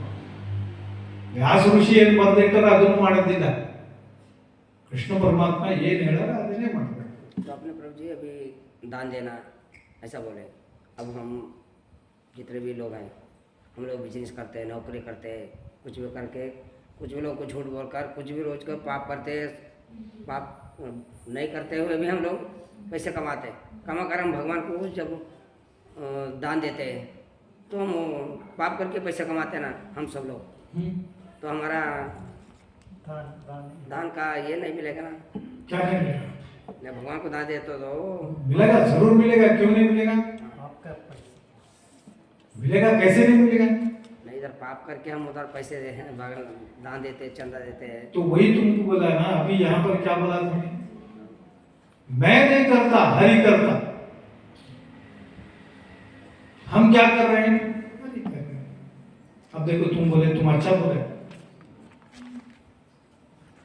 हमारे मन में जो है सो पाप कर्म करने का आया. पाप कर्म करके जो है सो पैसे कमा रहे. ये तुम्हारा स्वभाव है. तुम्हारे स्वभाव से वो पाप कर्म है, तुम कर रहे हैं. लेकिन भगवान इसलिए तो बोल रहे हैं ना चौथे अध्याय में, ये था माम प्रपद्यन्ते स्थान को बचाओ. तू जो चाह रहा है वो दे रहा हूं तेरे को. तू पाप कर्म करना चाह रहा है, दे रहा हूं. दूसरा नहीं चाह रहा वो करने के लिए. महाभारत में द्रौपदी का चिरहरण करने का किसको आया था? सिर्फ दुर्योधन को आया था. ये इच्छा दुर्योधन की थी, पांडवों की थी नहीं थी. दुर्योधन और दुशासन दोनों की इच्छा थी. कर्ण भी इसको सपोर्ट नहीं किया था. कर्ण क्या बोला था? खींच के ला उसको, वेश्या बोल के बोला था. लेकिन कर्ण बोल के बोला क्या? नहीं बोला. सिर्फ कौन अपोज किया था उसको? विकर्ण किया था. ये विकर्ण कौन है मालूम है? आप भगवत गीता का अच्छा तरह से पढ़ो भाई. पहला अध्याय पढ़ के देखो. अश्वत्थामे कर्ण घोरमकरा दुर्योधनवर्तिनी सोतीर्णा कुरु पांडव रणदे कैवर सगत केशवा. ये विकर्ण कौन है? विकर्ण दुर्योधन का सौतेला भाई है, स्टेप ब्रदर. जब गांधारी डिलीवरी के लिए गई थी, धृतराष्ट्र को कौन देखना? एक वैश्य की लड़की को उसको देखने के लिए रखे थे. और वो ये वैश्य का रिजल्ट है विकर्ण. ये वैश्य की लड़की से पैदा हुआ सो धृतराष्ट्र को. ये विकर्ण ने एक जो है सो अपोज किया था, नहीं ये नहीं करना, ये पाप करना. लेकिन दुर्योधन को तुम पूछो तेरे मन में ऐसा क्यों आया? वो बोलता मेरी इच्छा थी. दुर्योधन के हिसाब से वो पाप कर्म नहीं था, क्योंकि उसकी इच्छा थी. उसकी इच्छा है मेरे को ये करना है कर. तो भगवान वैसा ही सबको दे रहे चांस. किसी को नहीं दे रहे, नहीं सबको चांस दे रहे. तू ये करना चाहता कर. अगर भगवान तेरे को सद्बुद्धि दिए, तू नहीं करना चाहता, तो तू भगवान को बोलेगा ना, अरे मैं ये करना चाह रहा था, भगवान नहीं करने दे रहे. लेकिन भगवान उसी को ही चांस देते हैं जो उनका परम भक्त है. हर एक को चांस दे देते भगवान, है ना. ध्रुव महाराज करे, भक्ति करे भगवान की. किस लिए करे ध्रुव महाराज? उनको राज होना, सबसे बड़ा राज होना, ये अभिलाषा लेके करे. फिर भगवान उनको दिए क्या? राज दिए? नहीं दिए. क्यों नहीं दिए? तू राज लेके क्या कर गया? तू मेरा भगवान, तू मेरा भक्त है, परम भक्त है. तेरे लिए क्या दूं? ध्रुव तारा अटल. तेरे लिए ये अच्छा है, ये अमर रहेगा. राज दूंगा तो फिर कोई लड़ाई करेगा, छीन लेगा. तो दुर्योधन जो है वहां पे वो नहीं था. दुर्योधन की इच्छा ही वो थी, उसको सिर्फ द्रौपदी का सौंदर्य देखने का था, इसीलिए उसने ऐसा किया। लेकिन उसके हिसाब से कोई इच्छा थी, वो भगवान को वही चाह रहा था, मैं ये चाहता हूं, तो उसके हिसाब से भगवान उसको दे दिए। तो आपकी इच्छा अगर पाप कर्म करना है तो करो, कौन रोका है? हाँ, अगर पाप कर्म करने के बाद भी अगर आपको सद्बुद्धि आ रही है, मैं कुछ दान देना है, तो बहुत अच्छी बात है। तो कृष्ण बोलते हैं चलो दे दे दान, वो भी देते हैं भगवान। और बोलो, और प्रश्न? प्रभु जी के बहुत प्रश्न आते हैं नहीं पूछते, अच्छी बात है, उनकी वजह से सबको तो मालूम है। उसका अच्छा कर्म हो सकता हैं प्रभु? वो चलो जैसा ठीक है। और इधर से कोई प्रश्न नहीं? वाञ्छाकल्पतरुभ्यश्च कृपा सिन्धुभ्येव च पतितानां पावनेभ्यो वैष्णवेभ्यो नमो नमः। ಮಧ್ವಾಂತರ್ಗತ ಈ ಫಲಶ್ರುತಿಯನ್ನು ಕೃಷ್ಣನಿಗೆ ಸಮರ್ಪಣೆ ಮಾಡುತ್ತಾ ಶ್ರೀಕೃಷ್ಣ